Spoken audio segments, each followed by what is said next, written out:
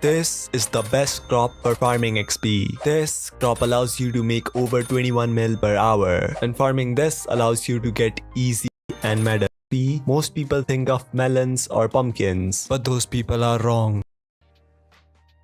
Now here's a list of the best crop for coins. If you plan on directly selling them to the NPC for stable coins, again this is the absolute max you'll make if you have a perfectly optimized setup and skills. On first place we have pumpkin making 15.1 mil per hour. Next we have melons making 15 mil per hour. Then wheat making 14.9 mil per hour. Then sugarcane and netherwort making the similar 13.6 mil per hour.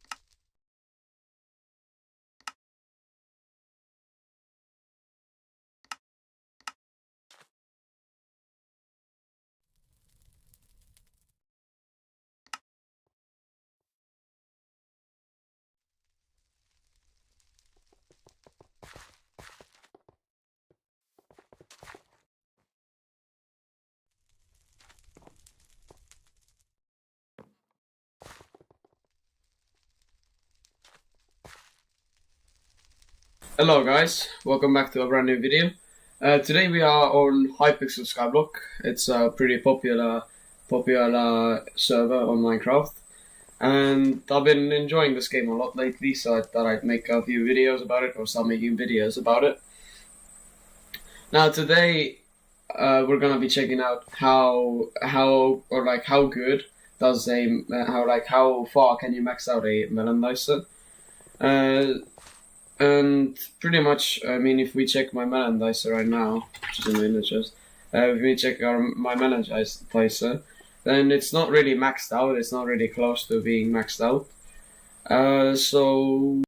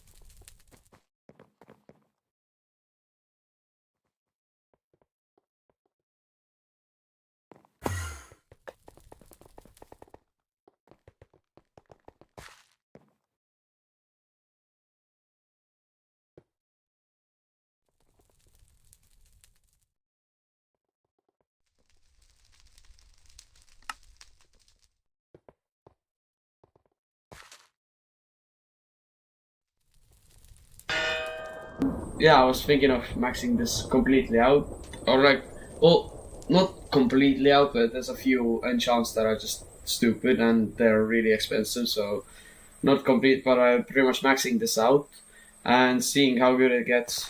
But I also want to compare this to something, so before I can even compare anything, I need to do a pumpkin contest, and Ny teknologi fører med seg omstillinger som setter små og store bedrifter på prøve.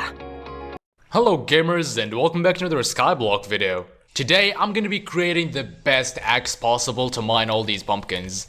If you're wondering why, it's because I'm sick of getting bronze every single pumpkin contest. I mean, look at that. Bronze, bronze. I didn't even get a medal here. Bronze, bronze. I'm honestly sick of getting bronze every single time, and I'm not gonna get bronze next contest, okay? And to do that, I'm gonna need this axe right here. There is one slight problem though. I need a gold medal, and since I'm complete garbage, all I get is either bronze or silver if the contest has potatoes in it. And the next contest that has pumpkins in it is happening in less than 3 hours. So I have less than 3 hours to get the axe and max it out. Luckily, you can trade your medals for a better medal. And to get a gold medal, I'm gonna need 4 silver. And I have 3 metal silvers right now, and the contest that's going to happen right before the pumpkin one has potatoes in it. So I'm gonna get the 4th metal silver that I need, and I'm gonna turn that into a gold medal, and then I'm gonna buy the pumpkin dicer. But the contest I need is not happening for another almost 2 hours still, so I don't know what to do, to be honest. I think I'm gonna build another layer of my pumpkin farm, because I currently only have 4. I mean, it's not terrible, but it's not good either.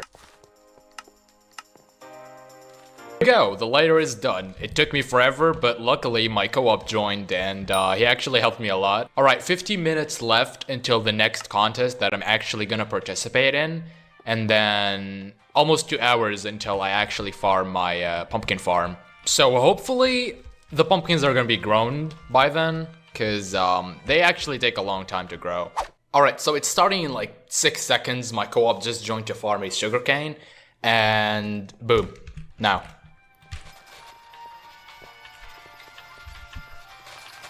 I'm already in bronze.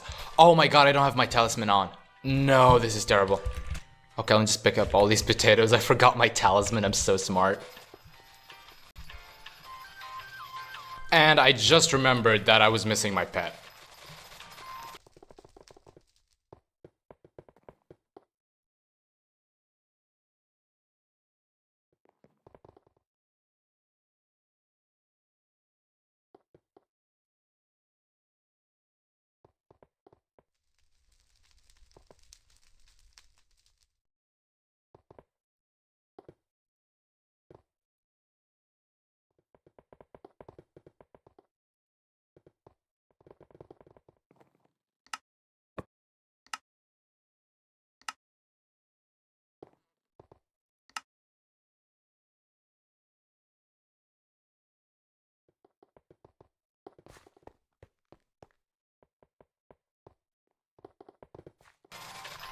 And there we go, I'm silver.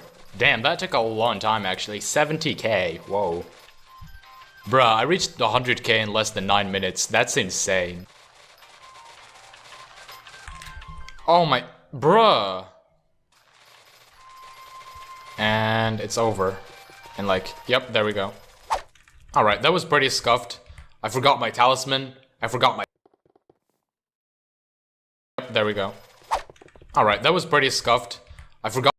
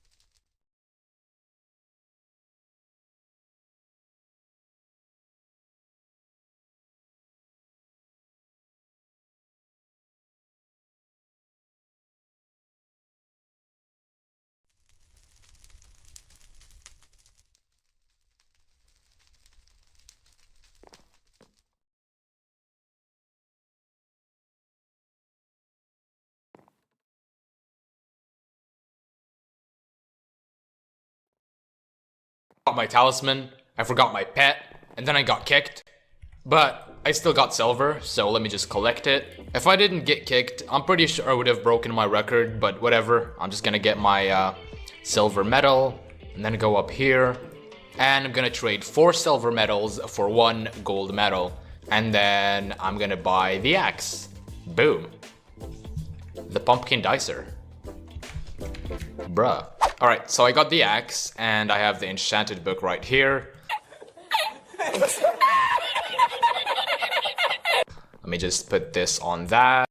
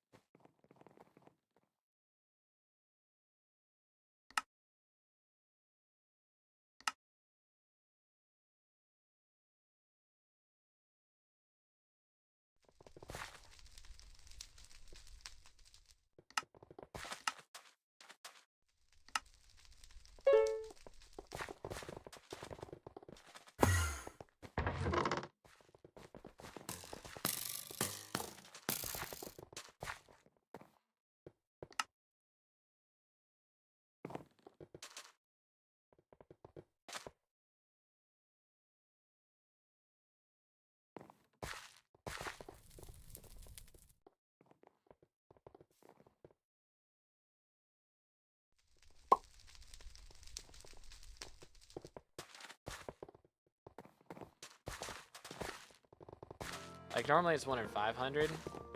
I think it gets to like 1 in 450-ish after the other buffs.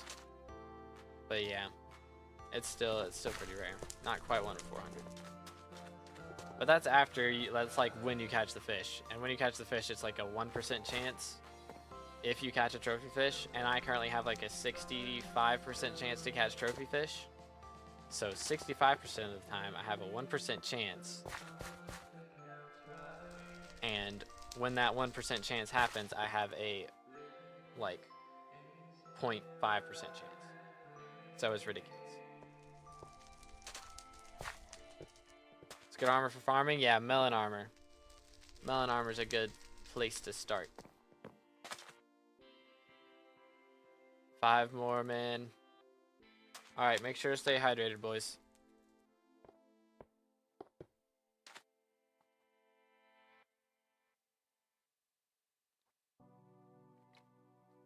Every time I drink, I'm supposed to catch a diamond, man.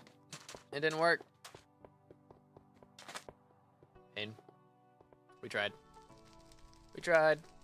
All right, throw this down here. Be gone. Wish I was Tom Brady's son.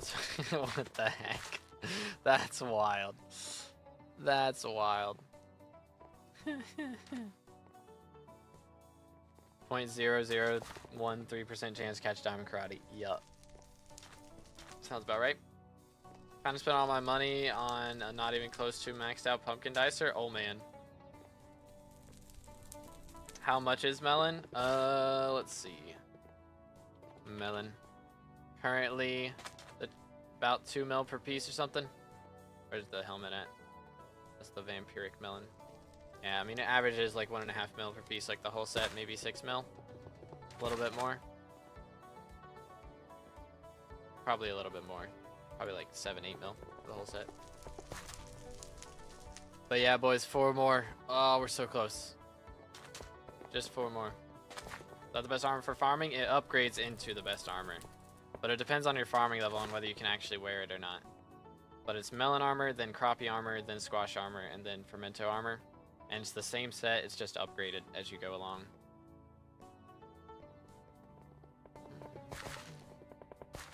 Get it in 2, trust.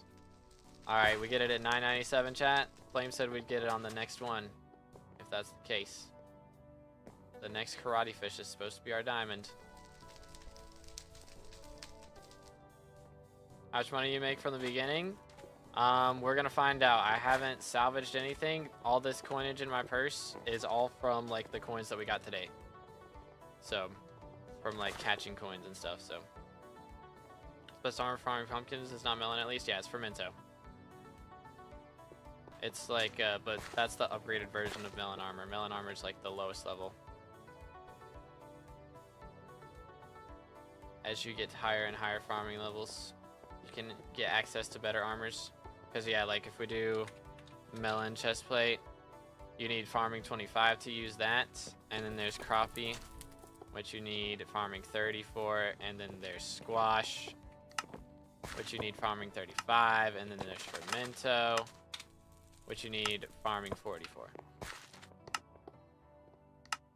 One level away from Fermento, yo, let's go. Ba-da-bum-bum-bum. Yeah, we're fixing to find out. Come on, man. Do we get it on 997? Like Flame said. If we get to 999, I'm going to go ahead and start recording.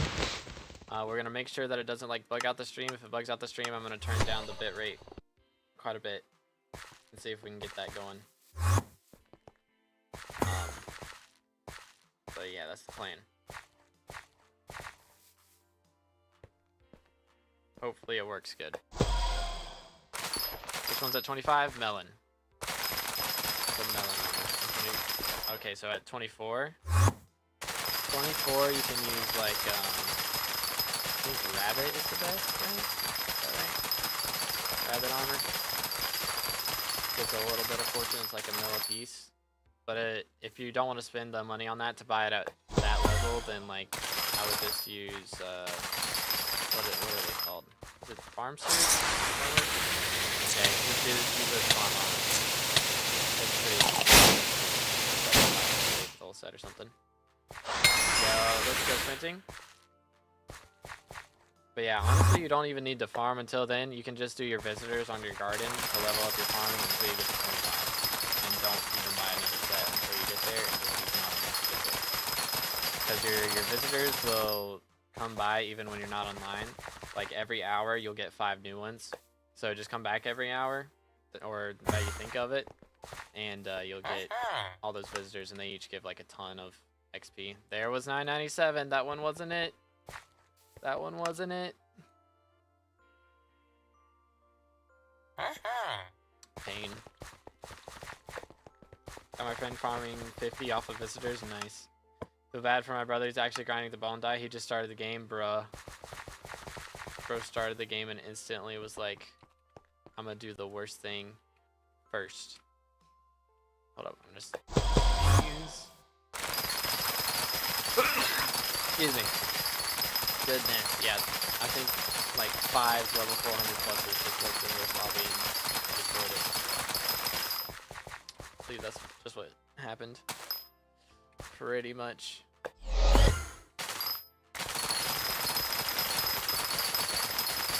Man, nothing good. How many karate left? Yep, 3 more. We're almost done. We're so close.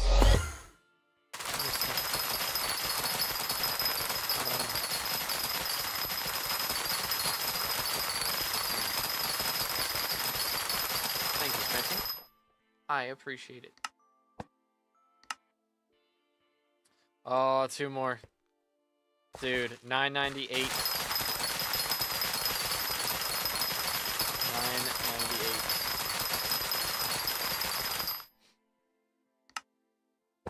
Imagine he gets 1 away and it never happens. That'd be wild. Why would you wish this upon me? I don't want to imagine this. It'd be painful.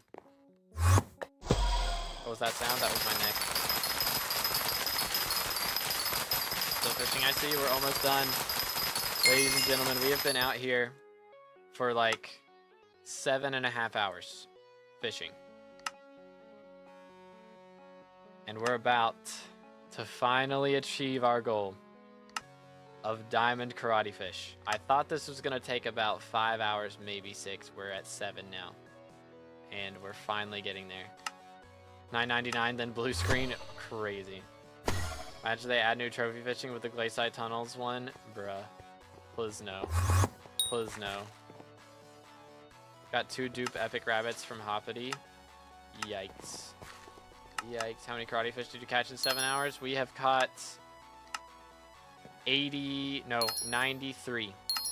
We've caught 93 karate fish today in 7 hours, which is pretty bad rates.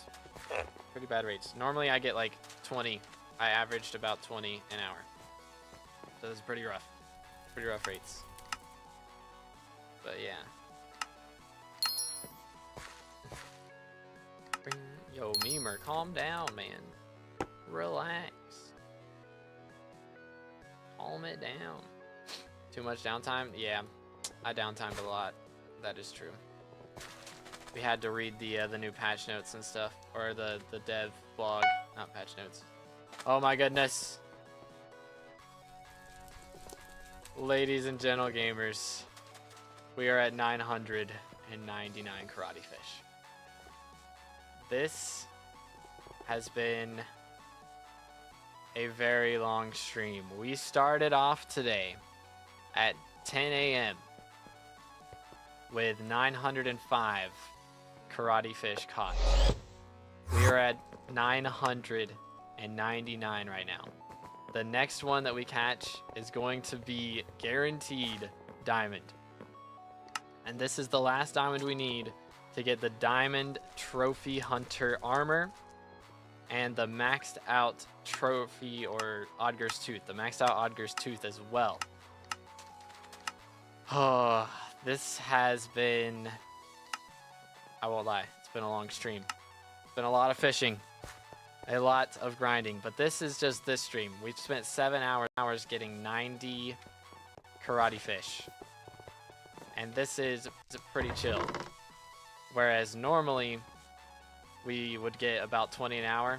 We downtimed a lot today to check out some cool stuff and things. But yeah, this is it. This has taken 50 plus hours of fishing just for the karate fish. That is not counting all of the trophy fishing otherwise. So this grind has taken well over 100 hours, probably over 200 hours to get from bronze trophy hunter all the way to diamond. So I appreciate everybody watching this, and I hope that this clip isn't going to be too long, because we've been recording for a minute, 2 minutes now since we caught the 99th one. This could be like a 10-minute clip before we catch the last one, I'm gonna be honest, but we're gonna stick with it. We're gonna stick with it. What's good, free to play? How you doing, bro? Someone got an Enderman die thing today? Yo, W. W. I don't think you're gonna get it, 2B. Alright. Watch this clip be like 5 hours. It'll be a 5-hour clip for us to catch the last karate fish. That sound about right? What's the light goal? Let's make the light goal. What is it at right now? I don't even know. What are we at? What are we at? Make sure to like the stream, like the video, whatever you're watching, so that we get this faster. Yes, liking in the future definitely helps. We're at 34 right now. Can we get it to 50?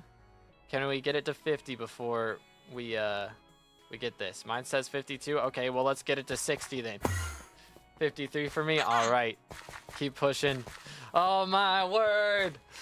Let's go. Oh, my goodness. Finally. Finally. Dude, 50 hours of grinding. This has been the worst grind I've done up to this point. I'm not going to lie to you. This was the most boring, most annoying grind. To pity karate fish. Look at that. Clean 1,000 karate fish. Unfortunately, that is our second pity. We had to pity the vanilla. We had to pity the karate fish, which are two of the arguably worst ones that you can pity. Oh, look at that. He's got a black belt on, though. That's actually sick. The first guy texture pack coming in clutch right now. Let's put him in his bag with everybody else. Salvaged. Salvaged.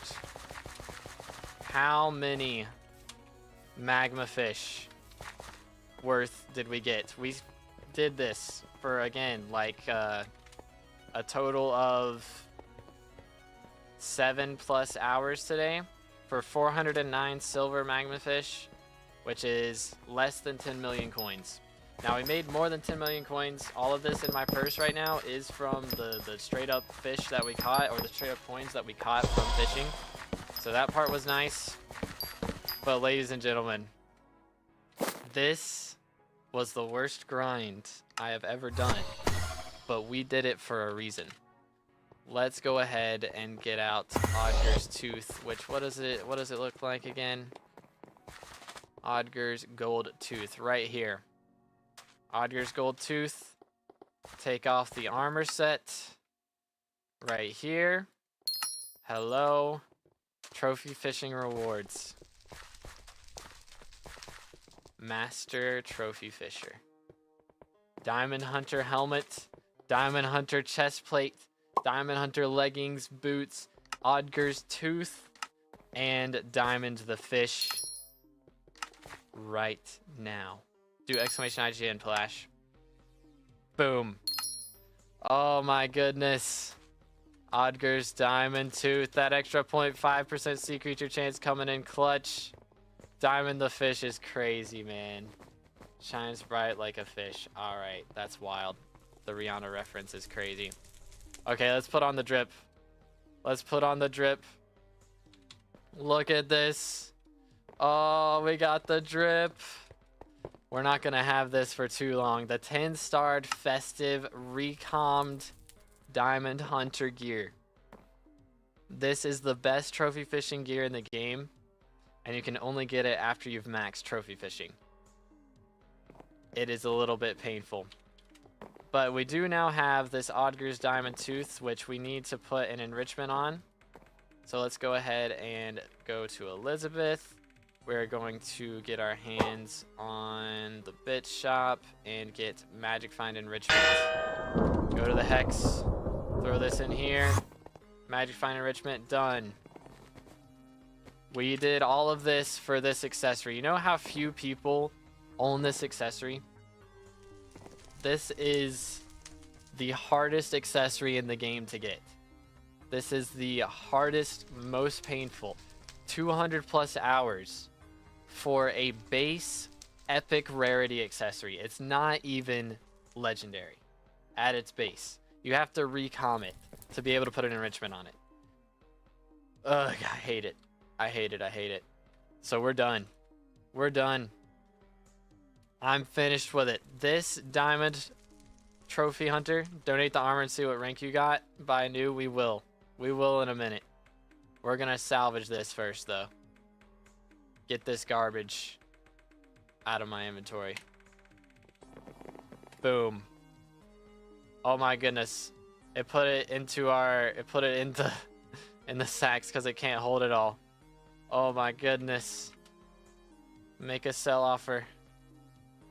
356 million for all that. Hold up, let's clear out some inventory space. Let's clear out some stuff here. Get rid of all of this. Should be able to hold everything now. View the stash. Went ahead and picked it up.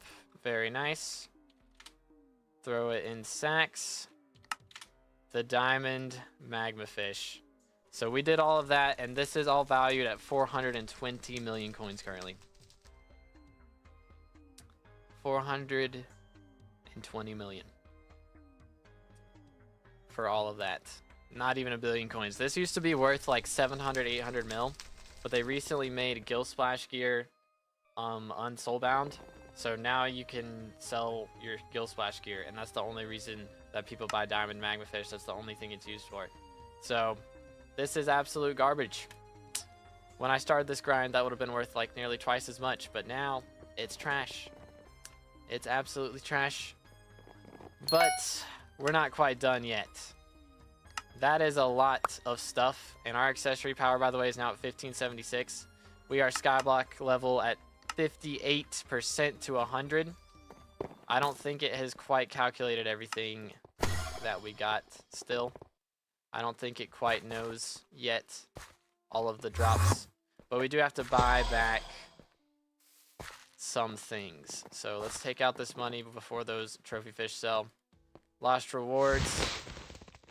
1, 2, 3, 4. 10 million coins for what we're about to do. Warp to the museum. And this goes in the armor sets. Boom. Look at that. Where is it? Right here. Bruh, who's working on me? SMH. The mods, man. The mods. But that's 10 Skyblock XP. Right there. We only have 5 more things to put in museum before we max it out. So now, 68% to level 444. I don't know what level that puts us at for XP. Before this, we were at level 451. We're gonna see what it puts us at after it updates. But oh my word. The worst grind in the game is over. You know what? Hold up. We're gonna go ahead and get rid of some other things because I never want to use these again. This Hellfire Rod. I don't need it. And you know what? Put Diamond the Fish in here too. Look at him. Very nice. 50 million coin value for that. Ugh. Alright, well, we'll take it. That puts us 435th in the world off of that. Nice. Very, very nice. Now, I do have some plans for this money once these items sell, but that could be a little bit. But for now, this clip took 200 plus hours to finish trophy fishing and get all of that. Just for the karate fish, it was over 50. So if you guys haven't liked yet, make sure to drop a like. Please subscribe. Please. For my sanity. Thank the Lord I never have to trophy fish again. Oh my word. We did it. 9 levels, don't mind me. Wait. Oh my god, I can't use harvesting 5 on this thing? I don't know why I thought I could. It's clearly not a hoe. What is wrong with me? I forgot about efficiency 5. I'm so stupid. How do I even make efficiency? Oh, there we go. Oh, it's redstone. Okay, that's easy. Bada bim, bada boom. Efficiency 5, and then add this on that. There we go. Now I just need to put telekinesis on this. Hello there, old friend. I just need telekinesis. Thank you very much. I'll never see you again. Alright, I got the axe. It's ready. And the farm is almost ready. But that doesn't matter because the contest is not happening for another hour. Actually, just 30 minutes. Okay, then I'll see you in 30 minutes. By the way, did you know only 1% of the people that watch my videos are actually subscribed? Yeah, that's just stupid. So help me change that and subscribe. You can always unsubscribe whenever you feel like it. And enjoy the rest of the video now. Alright gamers, I have like 30 seconds, so I'm just gonna get into my spot. And yep, 5 seconds. Dude, I'm actually excited. I hope I can get silver at least. Oh, I have to take off my armor. Do I have my pet? Yes, I do. Okay, let's go. That was a terrible start. Hello? It should be counting. There we go. I still can't get into silver. That is weird. Come on, I'm so close to getting silver. Visste du at Norof har over 20 års erfaring med nettstudier? Og det gjenspeiles i de dyktige studentene våre. Mange av dem får faktisk...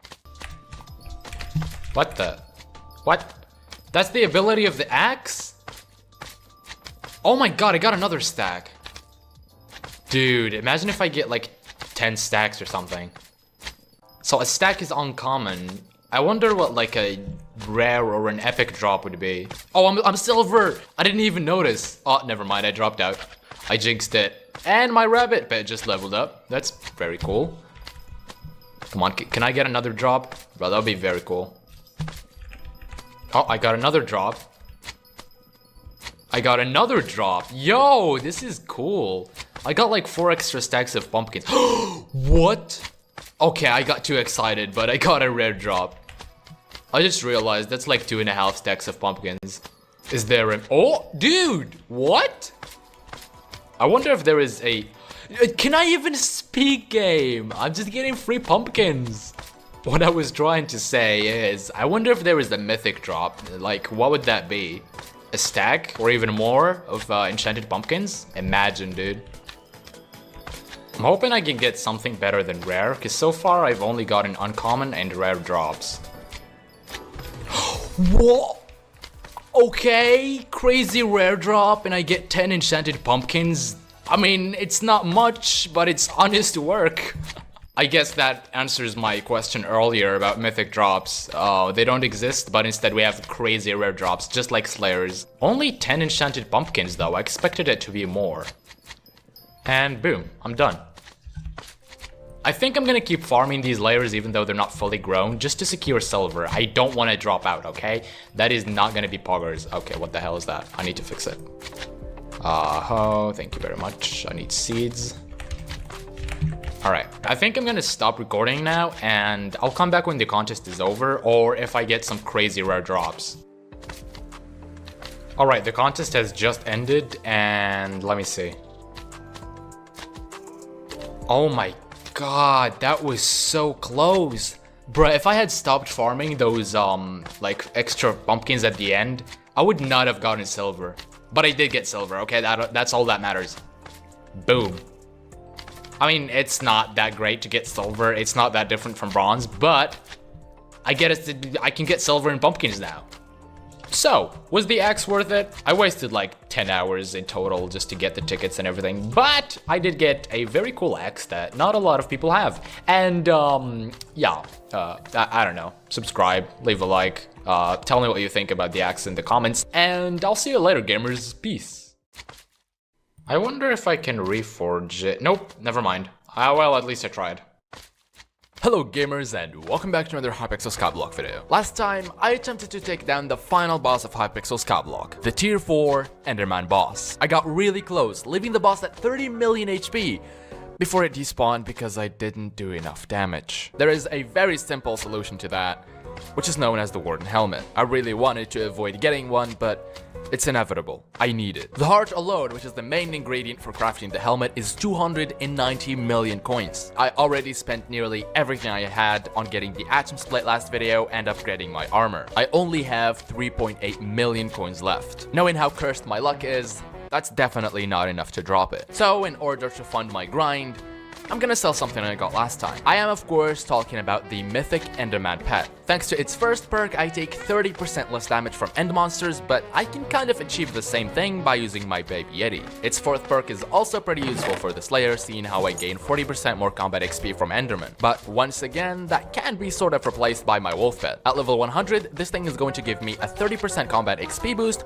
on everything, not just Enderman. But before I sell the Enderman pet, I'm gonna upgrade my final destination armor. If I'm gonna be getting the Warden Helmet, I will have to sacrifice the double healing from the Reaper Mask. So I need to get even more defense if I want to survive. So yeah, I'm gonna go back to grinding Enderman for a very long time, because I'm gonna need to kill exactly 13,547 in order to upgrade my leggings. Also, I'm like 2.4% away from the next combat level, and just in case I don't get the Warden Helmet, I decided to grind all the way to combat 50, which will hopefully help me get rid of that last 30 million. Last time I finally got level 6 on all my Slayers, so I can use Auto Slayer again, and that's gonna be pretty useful since I'm gonna be doing tier 3s while doing this. The reason I'm holding on to the mythic Enderman pet is because it's gonna help me start these Slayer quests a lot faster, which means I'm gonna make even more money. By the way, I figured out a way to consistently spawn for zombies. I just need to get my Guardian pet, wear my Wise Dragon armor and my Reaper Mask, hold my Atom Split in my hand because this thing gives a ton of intelligence, and also I need to enable the Soul Flow battery because it's gonna give me the final 400 mana I need. This way I can just do this, and there we go, 4 tanks.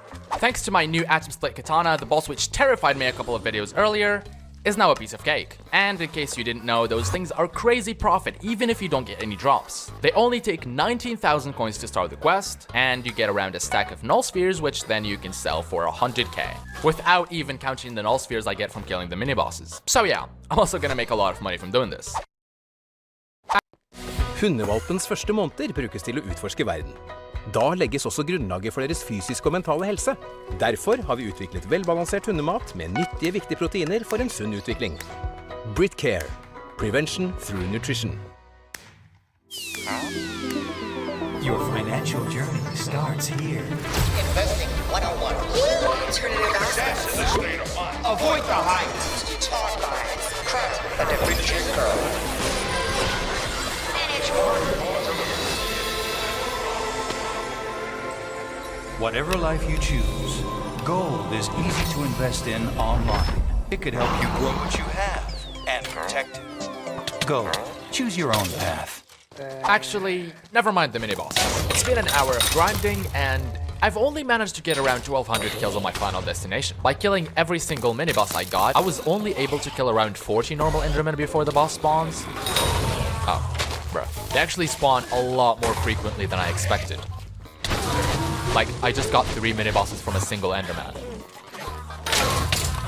There's another one. So from now on, I'm just gonna completely ignore the mini-bosses and only focus on killing the normal Endermen. I'll do this for another hour, and if I get a decent amount of kills on my final destination, I'll continue doing it, but if not, I'm gonna completely stop doing Slayers. While they are extremely profitable, I don't want to do this forever.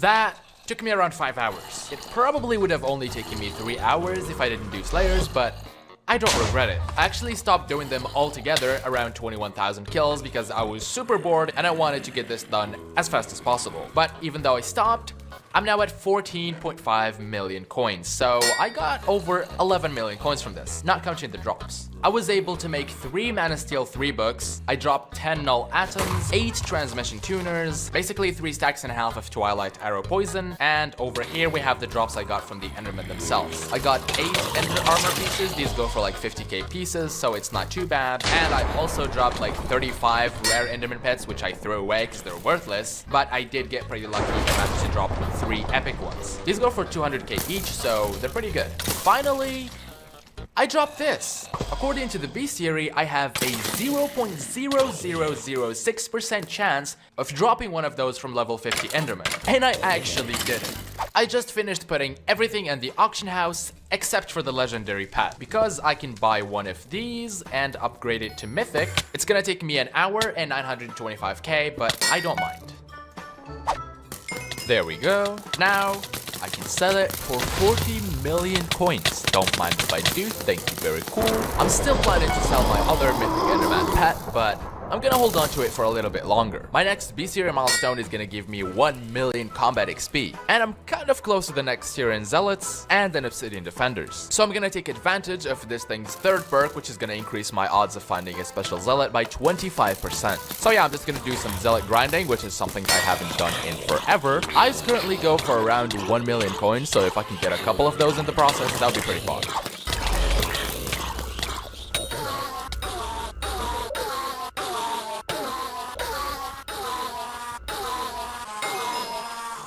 And I'm done. I got pretty lucky and I managed to drop 10 summoning eyes. These are going to be worth 11.7 million coins. I also got 16 crystal fragments, so I'm gonna make those into catalysts and sell them for 1.9 million. Level 100 mythic Enderman pet usually go for around 69 million coins, but because mine has the bubblegum pet item, which goes for around 5 million coins, I'm gonna price mine a little bit higher. I'm gonna sell it for 71 million coins. Once these two sell, I will have over 100 million coins to spend on revenants. But for now, my 16.6 million coins will have to do. The next couple of clips were actually streamed right here on YouTube, so if you missed the stream and you don't want to miss any future ones, then make sure to subscribe and hit the bell. Cool. Really? I just started the stream, Hypixel. You can't do me like that. Out here. Oh, bro, no! What microphone setup do you use? I have a Baby Yeti. Baby Yeti, you mean Blue Yeti? Wait, did I say I have a Baby Yeti microphone? You know, that would have sounded much better. Okay, there goes the first Enderman pet. We pogging. Wait, can I afford the black cat pet? Can I do that?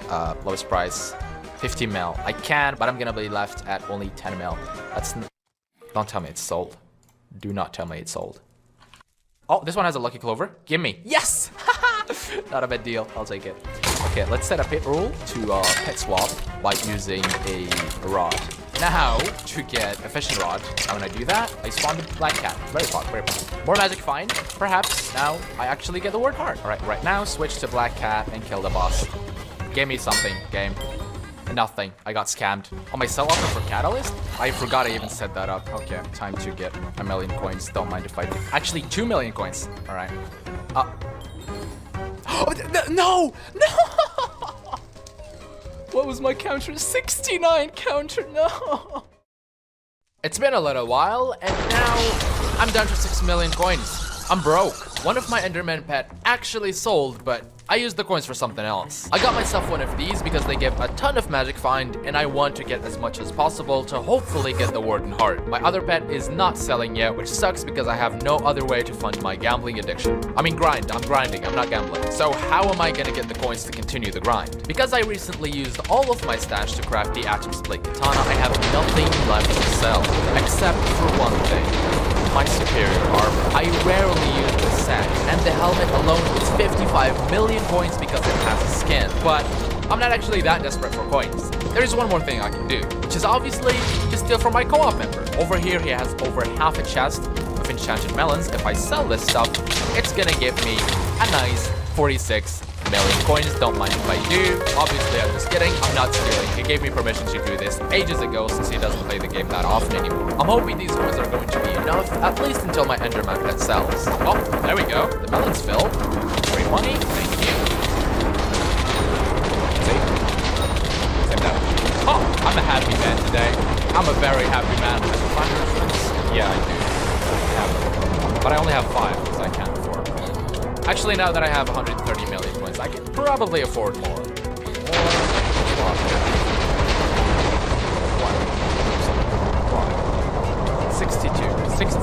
62 meter. Gone. Yeah. Oh my god. Are you kidding me? Another one. I just got one like 5 minutes ago. Heart? Not in my dreams. Oh, this reminds me. I have a very depressing story to tell everyone. A couple of days ago, I had a dream. Take a wild guess, tell me what the dream was. I dreamt of dropping heart. I'm not even kidding. It was the most depressing thing when I woke up, since I didn't drop a heart, and because I dreamt of dropping a heart. I hate this game. I hate this game. What was my RNG's? 58, 59. I can't speak anymore because I hate this game. Are you kidding me? I had the 99% RNG's meter and I drop a snake rune. Bruh.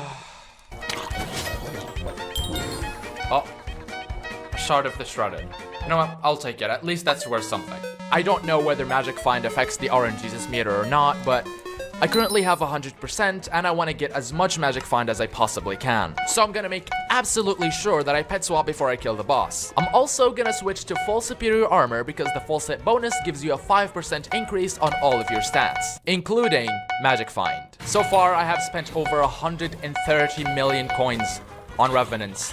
Please, Hypixel, let it end here with this boss. I got a Smite book. I hate this game. I just noticed the elections have just started, and one of the next candidates is actually Aatrox. He's currently in the lead, but as I said, the election has literally just started, so this can change at any second. Unfortunately, he doesn't have the Pathfinder perk, which is the one I really want, but if he gets elected, the Slayers are going to be less expensive at least. Since I've been basically throwing my coins into the void, I'm gonna wait for him. I've gotten 3 combat levels in 3 days, 1 level per day. I need a break. And a 4-day break until Aatrox is mayor doesn't sound too bad. But until he's back, I'm gonna go back to leveling up my final destination armor. I need to basically double my kills to get the next upgrade. Killing Enderman is pretty peaceful and chill, so I don't really mind doing it. And who knows, maybe I drop another legendary Enderman.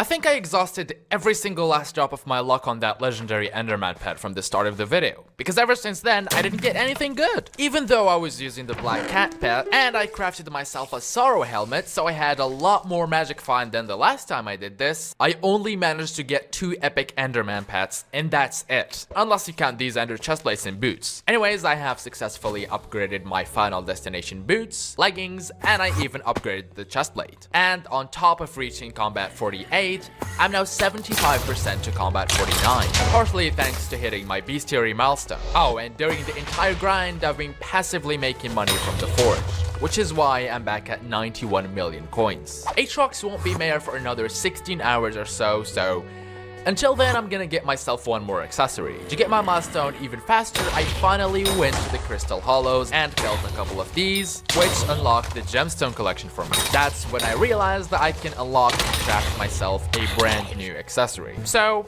I'm gonna spend some time doing that. It's about time I finally use my titanium drill. I have not used this thing in literal months, and I do not know my way around this place. I want to mine rubies, so I assume they're the red glass, right? Yep, that's the ruby gemstones. I don't have to mine rubies specifically. I can just buy them from the bazaar whenever I want to craft a talisman. There we go. I don't know exactly how much I needed to craft the accessory, but the stack was extremely cheap, so I don't mind. Anyways, the cool thing about this accessory is that you can actually apply gemstones to it. And then there, and boom.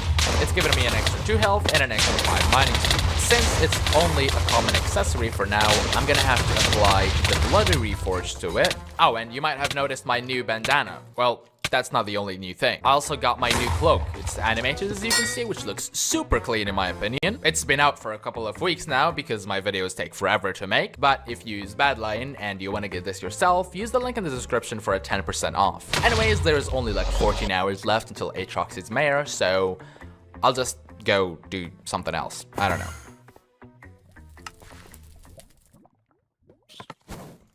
Bro, can I please just... Thank you. Very cool. Oh my god. Come on! The stream just started! Why? Bro, why did I pit swap at 1 million HP? I'm gonna die. Except I didn't, because I'm good at the game. 10 minutes earlier. Not even kidding. 10 minutes earlier, I dropped a beheaded horror. 142 to be exact. No. You're kidding. Oh my god, he... Oh, my heart. No. Why? Why? No. No. Interests, it was a prank, you got trolled? What do you mean? You didn't drop a heart? It better be like...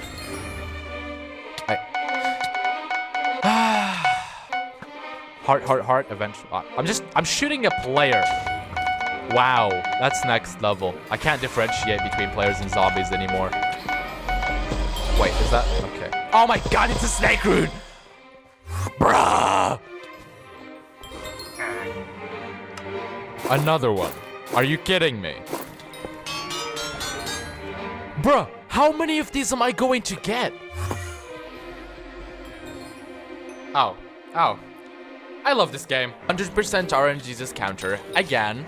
So, I'm back into superior armor. I honestly gave up at this point. I'm never getting the heart, so I'm just doing this for combat XP, but I just want to see what happens. Time to pet swap and get another beheaded horror. Oh, it's a scythe blade. I have a full meter once again. I'm wondering what it will be this time though. Maybe it's another snake rune or a beheaded horror or even a smite 7 because I got 2 at this point. Oh hey, would you look at that? Why am I not surprised? When I started this grind, I had slightly over 500,000 Revenant XP. Now, I have over 3.2 million. I was combat 39. Now, I'm combat 50. But it's all worth it. Because I finally got the heart. No, I didn't. I did not get the heart. I said I would stop at combat 50 if I don't get the heart, which I didn't. But Aatrox is still there, so I'm gonna keep going until he's gone. And who knows, maybe I'll get the scythe blade I'm missing to craft the Reaper Horn. It's time for another full RNG's meter. I'm already 50% of the way to the next combat level. But I guarantee to you, this will be a beheaded horror.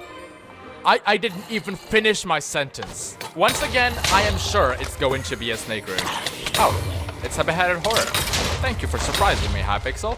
There's still 20 hours left for Aatrox, but I can't force myself to do this anymore. I can't. I'm up to 4 million Revenant XP, and I already made it to Combat 51. If you're wondering, here are my drops so far. Over 3 stacks of Revenant Viscera, 3 Smite 7 books, a single Shard of the Shredded, 10 Snake Runes, 10 Beheaded Horrors, over a stack of Undead Catalysts, and 24 of these. I only dropped 7 Scythe Blades in my entire grind from the very start, so I had to buy another one since I still wanted to craft the Reaper Orb. Exactly 9 stacks of Foul Flesh. I don't even know how many Smite 6 books these are. A Legendary Ghoul Pet and an Epic one, and 2 Golden Powder. Keep in mind, I already sold like 10 of these, I already sold like 7 of these, and already threw like 5 of these.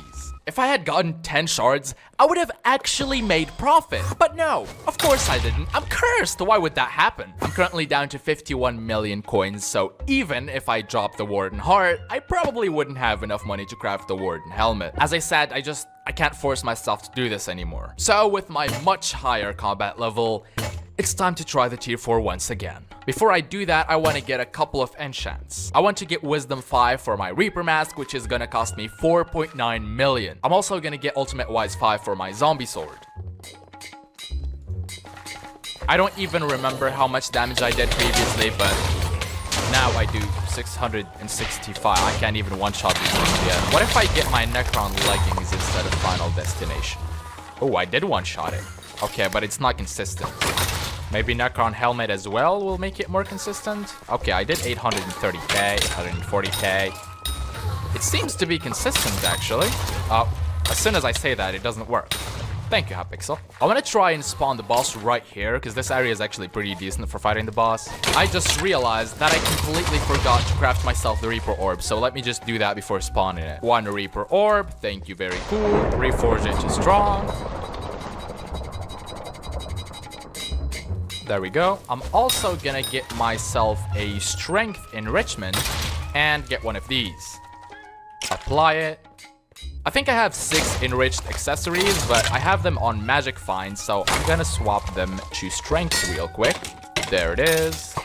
And also because my entire armor set now has Wisdom 5, I have a ton of mana, so I don't have to switch to my intelligence pet unless I want to spawn 4 zombies. But I actually find 4 zombies pretty annoying, so I'm gonna go with 3 instead.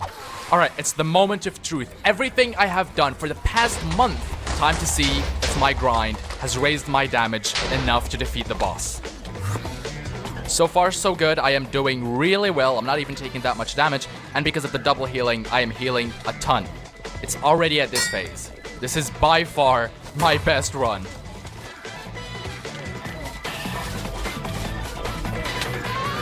Go away, please. If I lose my concentration, I'm gonna die. I don't have my overflux anymore, so I need to save up my mana to spawn it, because that thing is really important. It helps me regenerate mana, plus passively heal. Okay, I think I can spawn it now. Please, thank you. Okay, second hit phase. It's gonna spawn the beacons very soon.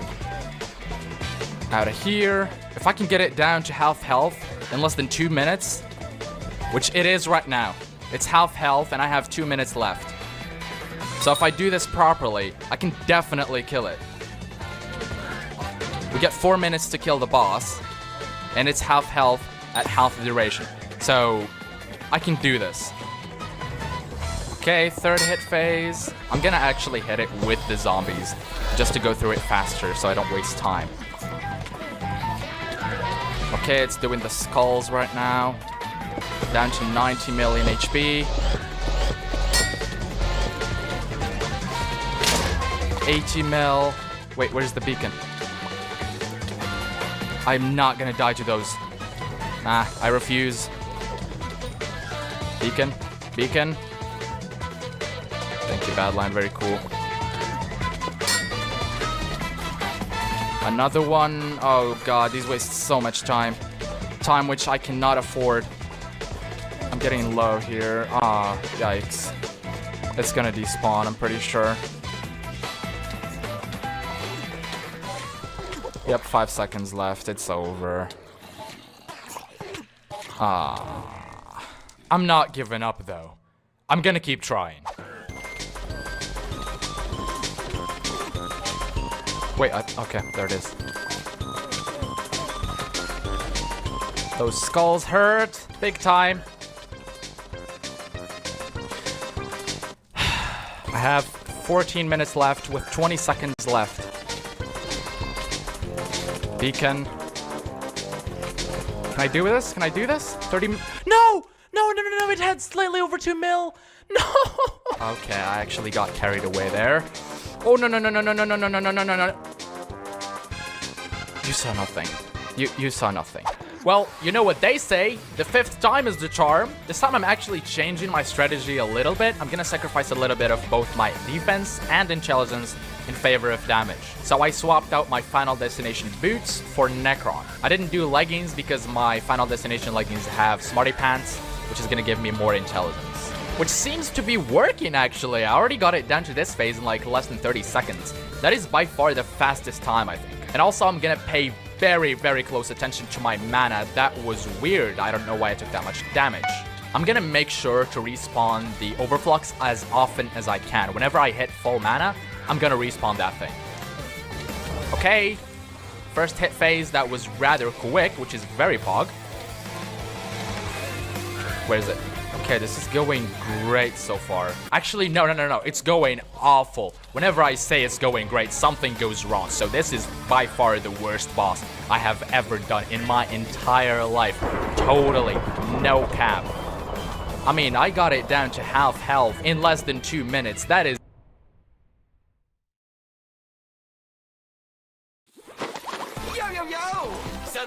Dungeons in Hypixel Skyblock consists of 2 main components, the clear and the boss fight. The boss fight comes at the end of the dungeon, where defeating the last boss will complete the floor and grant you some nice rewards. Most players will know each dungeon by their boss fight, as this is the main section that separates all of the floors from each other. However, your final dungeon score, the quality of the loot, and even the amount of Catacombs XP you gain are completely influenced by the first part of the dungeon, the clear. The clear also happens to be one of the least understood and more complex part of the dungeon for the vast majority of newer players, so in order to help with this, I've taken the time to put this video together. The goal of today's video will not just be to teach you how the clear works, but I will also teach you clearing strategies and other crucial tips to get you running dungeons as efficiently as possible. So with all that being said, what actually is dungeon clearing? Dungeon clearing can be split up into 2 main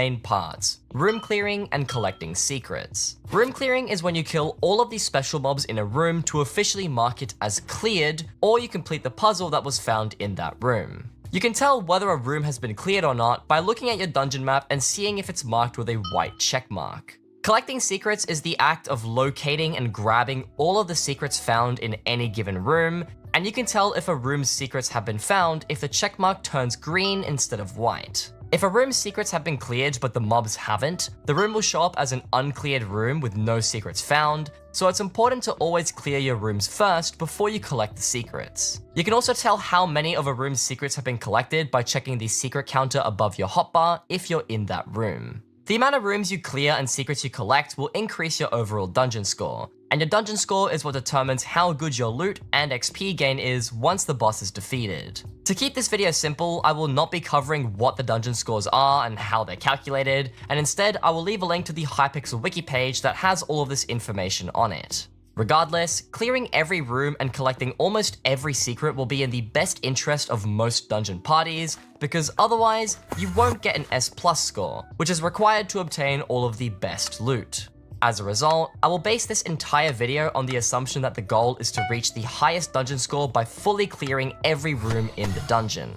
At its core, dungeon clearing and its purpose is a very simple concept to understand, but knowing optimized ways to clear rooms or collect secrets is very important to having fast and efficient runs. This video aims to teach some simple room and secret clearing tips that can easily be understood even at a beginner level. So without further ado, let's start by covering room clearing in more. På Stadium Outlet finner du alt info sport og fritid, og det til en veldig god pris. Velkommen til Stadium Outlet, og opplev følelsen av en god deal. Ny teknologi fører med seg omstillinger som setter små og store bedrifter på prøve. Bedrifter må tilpasse seg de ytre omgivelsene og prøve å endre seg i takt med det digitale skiftet. Det er ikke lett. Vi har alltid jobbet hardt for å ivareta våre kunders behov og interesser. Vår stolthet handler om å forstå og møte våre kunder i øyehøyde, og motivere dem gjennom både enkle og mer komplekse teknologiske overganger. Vi strekker oss langt for å møte våre kunder og snakke deres språk. For digitalisering handler ikke om teknologi, det handler om mennesker. For å fortsette å levere fantastisk service til våre kunder, har vi gått sammen, vokst og endret oss. Sammen gleder vi oss over å kunne presentere nye Cloud Connection. Vi skal skape forbindelser mellom teknologi og menneske, mellom strategi og implementering, mellom bedrifter og budsjetter, mellom kunder og partnere, mellom solen og skyen, mellom oss og deg. Når du kontakter vår kundeservice, skal du bli hørt, kjenne at vi bryr oss, og at vi forstår dine behov. Vi møter alltid våre kunder slik vi selv ønsker å bli møtt. Velkommen til oss. Velkommen til Cloud Connection. Lurer du på noe? Da er det bare å ringe. Altså, du kan også chatte, maile, faxe, tekste, sende brevdue. Vi svarer. Depth. To get good at clearing rooms efficiently, you'll first need to understand the different types of rooms and their gimmicks. Every dungeon run will have a minimum of 6 different types of rooms, but on floor 3 and above, you'll encounter 7 different types. These are the entrance room, regular clearable rooms, puzzle rooms, fairy room, yellow room, and blood room. The 7th type of room that's found on floor 3 and above is called trap room, but I'll come back to this one in a moment. The entrance room is the room that you start in, and it's marked as a green square on the dungeon map. This is where you'll find Mort, allowing you to select and confirm your dungeon class at the beginning of the run. When you and your team confirm that you're ready to start, Mort gives you a countdown and the dungeon commences. Regular rooms will make up the majority of the dungeon, and they're marked as brown on the dungeon map. Unlike the entrance room, regular rooms will come in all different shapes and sizes, being 1x1, 1x2, 1x3, 1x4, 2x2, or L-shaped. These rooms can be cleared by killing all of the special mobs within the room, and typically, there will also be anywhere from 0 to 10 different secrets that need to be found. To determine which of the mobs are special and required to be taken out to count the room as cleared, you'll want to look for their name tags to see if there's a gold star at the front of their name. If there is, then this mob needs to be taken out with all of the other similar mobs before the room is officially cleared. Dungeon players call these special mobs starred mobs, so that's what I'll be referring to them as for the rest of this video.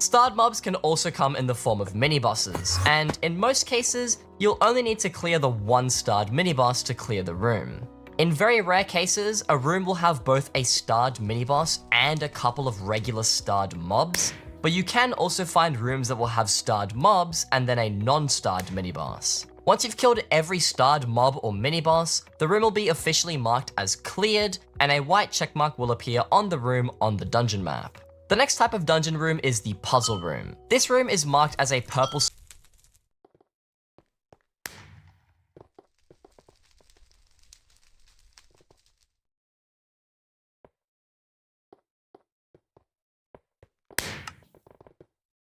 square on your dungeon map, and it will always be found at a dead end within the dungeon. The Blaze and Tic-Tac-Toe puzzles specifically also spawn with one secret as well as their respective puzzle, so it's important to learn these as well.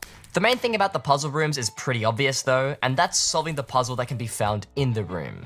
Doing so will clear the room and mark it with a white checkmark, and if all the secrets are found, that checkmark will then turn green. There are 11 different types of puzzle rooms that can spawn in a dungeon, but these will vary based on the floor you're playing, and I won't cover the specifics of them in this video.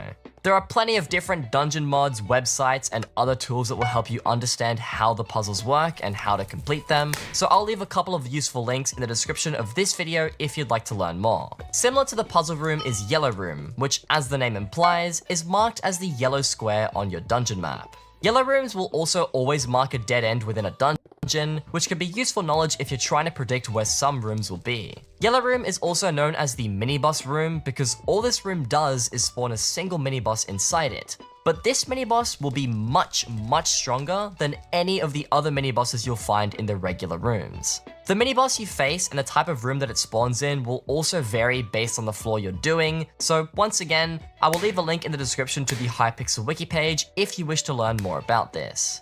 Fairy Room is marked as a pink square on the dungeon map, and this room will always spawn roughly in the center of the dungeon. This room contains 4 fairies, which will drop revive stones if you kill them while your team is alive. If you or one of your teammates is dead though, then sacrificing a fairy will just revive the player on the spot. Dead players can also fly as a ghost towards Fairy Room to revive themselves, as long as an alive player has walked inside it at least once. Don't be afraid to kill a fairy if you need to revive you or your teammates, because contrary to popular belief, killing fairies does not hurt your dungeon score. It's the death that happened for other reasons that does. Fairy Room also has a magical water pond that has greatly increased health regeneration, which can be useful to retreat in if you're struggling during the clear. This room does not require you to do anything to clear it, and it will also never contain any secrets. The Blood Room is marked as the red square on the dungeon map, and this room represents the end of the dungeon. Upon clearing Blood Room, a portal at the back of the room will open. This portal will take you straight into the boss fight if you or any of your teammates walk into it, and it's crucial that you do not enter the portal until the rest of the dungeon has been cleared to the standard that you're going for.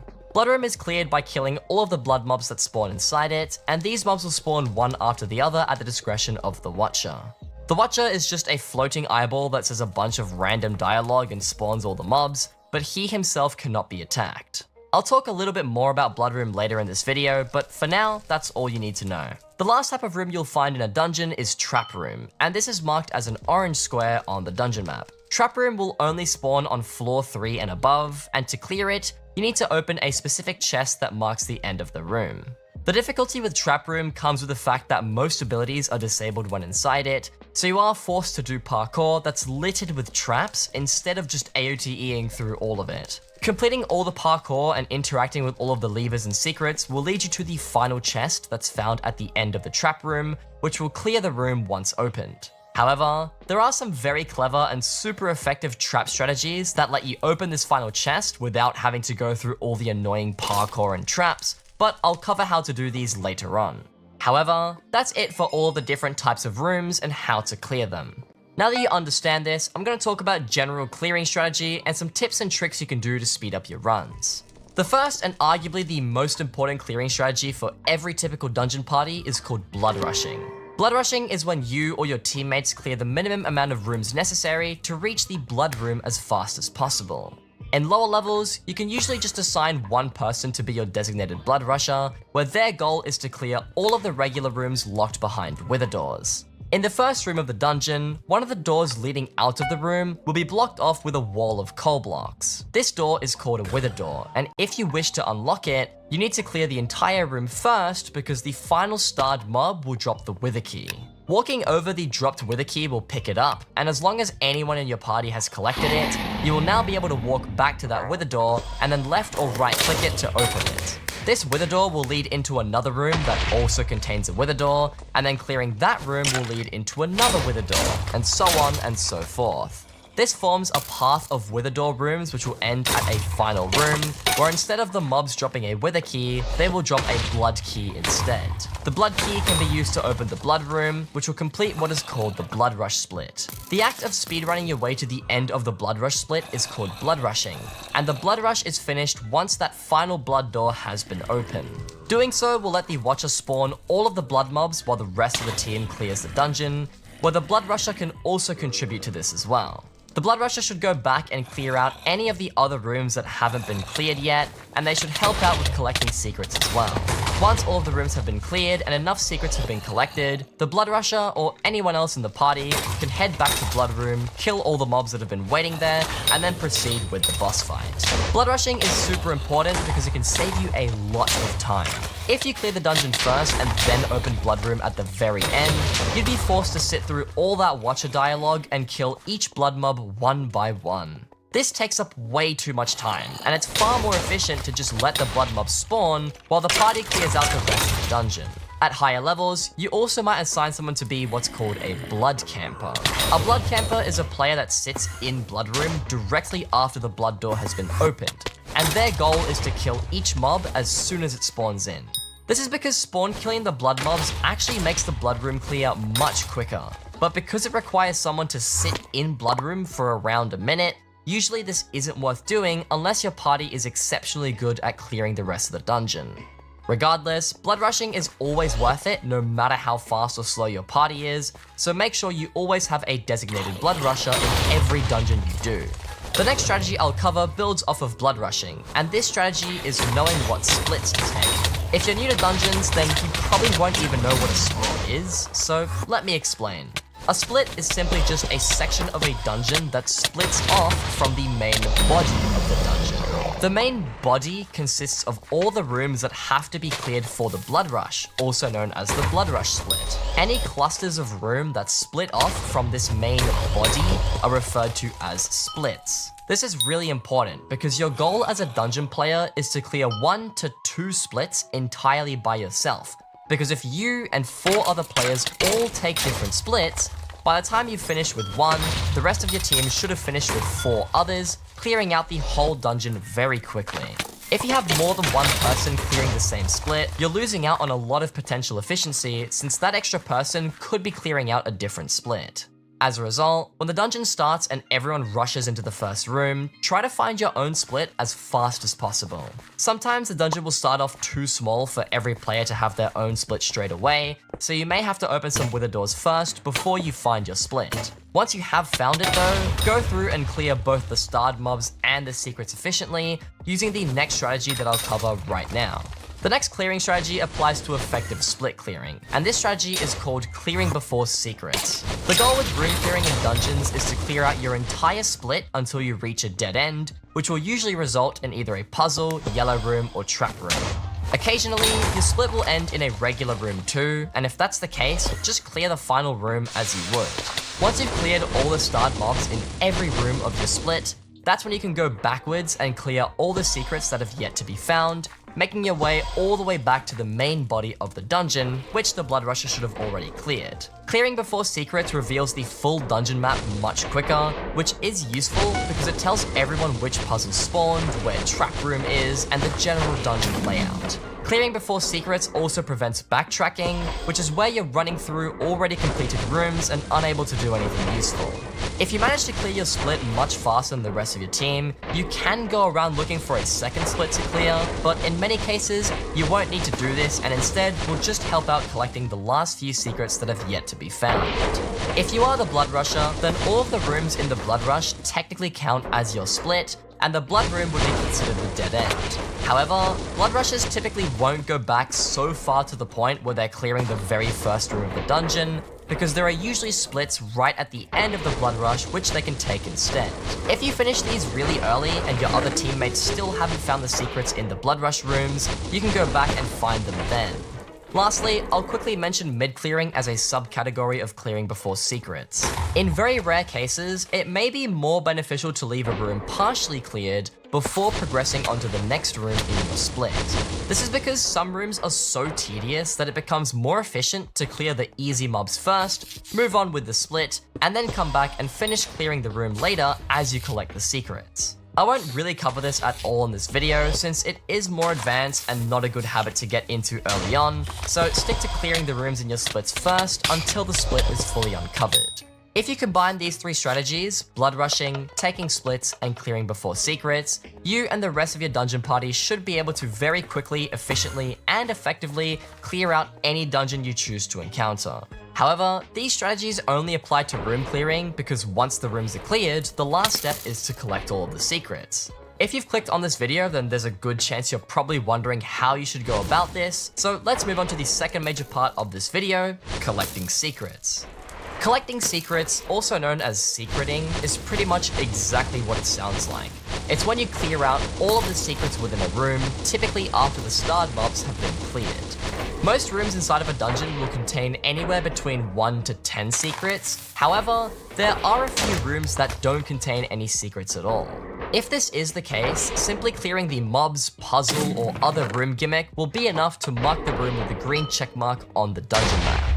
There are 6 different types of secrets to look out for when clearing rooms: chests, dropped items, wither essences, bats, redstone keys, and mimics. These can all be collected simply by interacting with the secret, whether it be walking over the physically dropped item, opening the chest, clicking on the wither essence, killing the bat, or even placing the redstone key. Similar to room clearing, there are some basic secret clearing strategies that dungeon players have developed to improve efficiency. This is typically known as routing or secret routing, because the secrets that spawn in any given room will always spawn in the same location, and it will be the same type of secret as well. This means that if one room spawns a chest in a certain place, and then you ran a different dungeon and you found that same room, that chest will still be in that same location, but the loot that the chest has might be slightly different. As a result, learning the most optimal pathways between secrets and practicing them is super beneficial, because this can be refined and perfected to the point where collecting secrets becomes muscle memory. If you are a new dungeon player, then learning secret routes will definitely come as quite the challenge at first, so let me break it down into simple steps to make it easier to understand.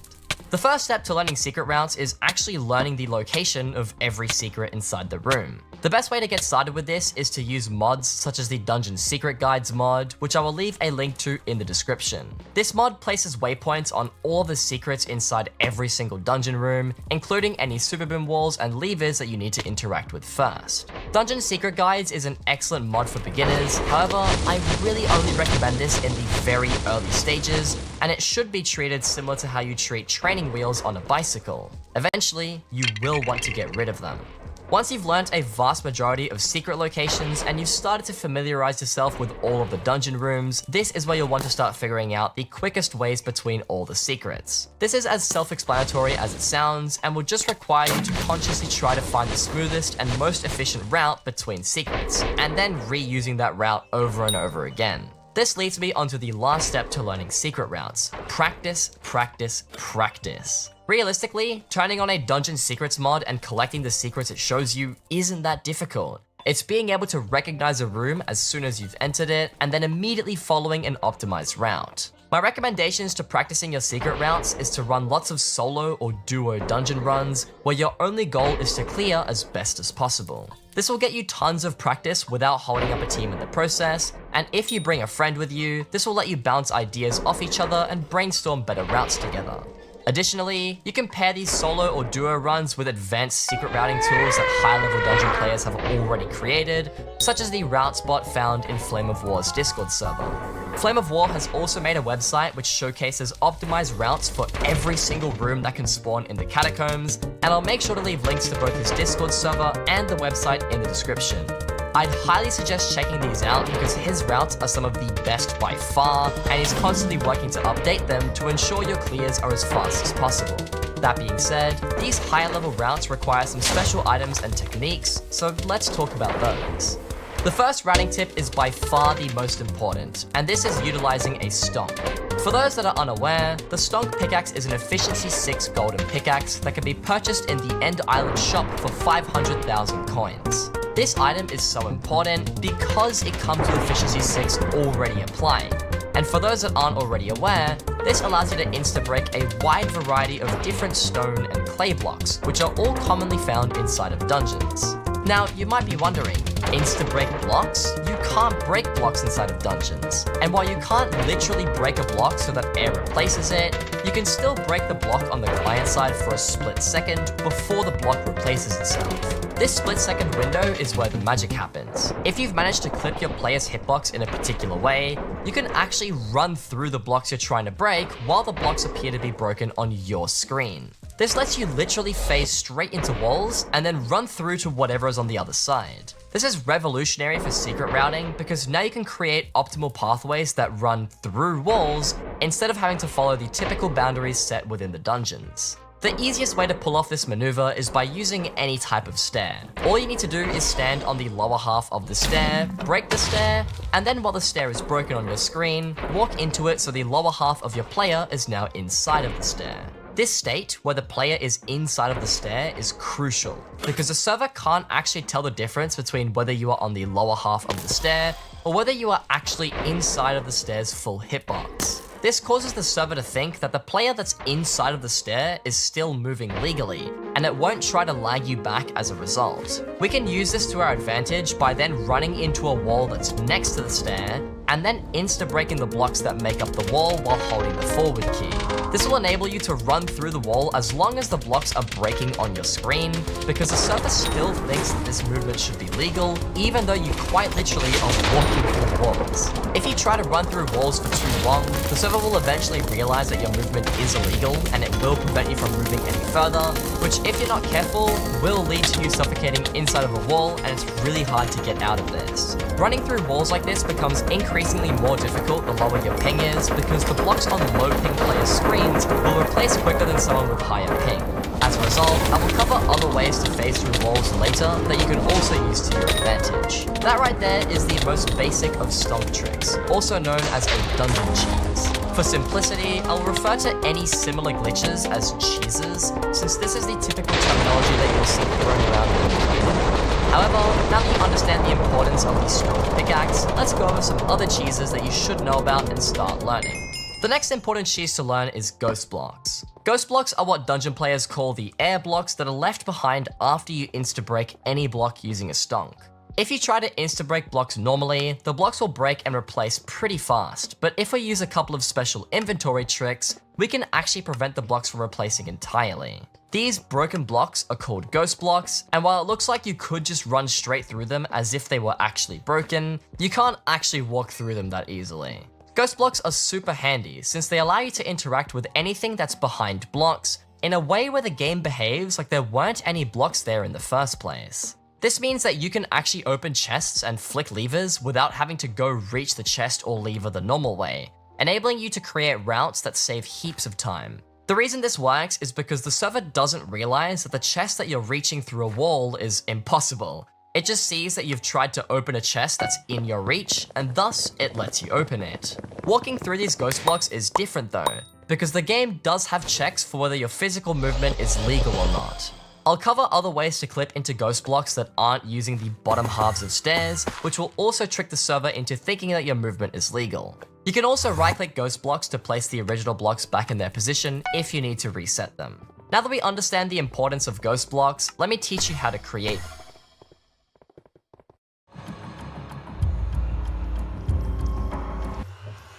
them. There are two main ways to create ghost blocks. The first is with a ghost pick, and the second is with stonk swapping. Stonk swapping is much easier to understand and arguably the more useful technique, so let's start with that one first. To stonk swap, start by holding any random item in your hotbar that isn't your pickaxe. Then, you'll want to left click with that item as if you were going to insta-break one singular block, and then swap to your stonk pickaxe at the same time. This is best done using hotkeys, so if you're trying to use the scroll wheel to pull this off, I'd strongly recommend practicing it with hotkeys instead. If you've timed this correctly, the block you were aiming at should have broken and it shouldn't have replaced like it normally would.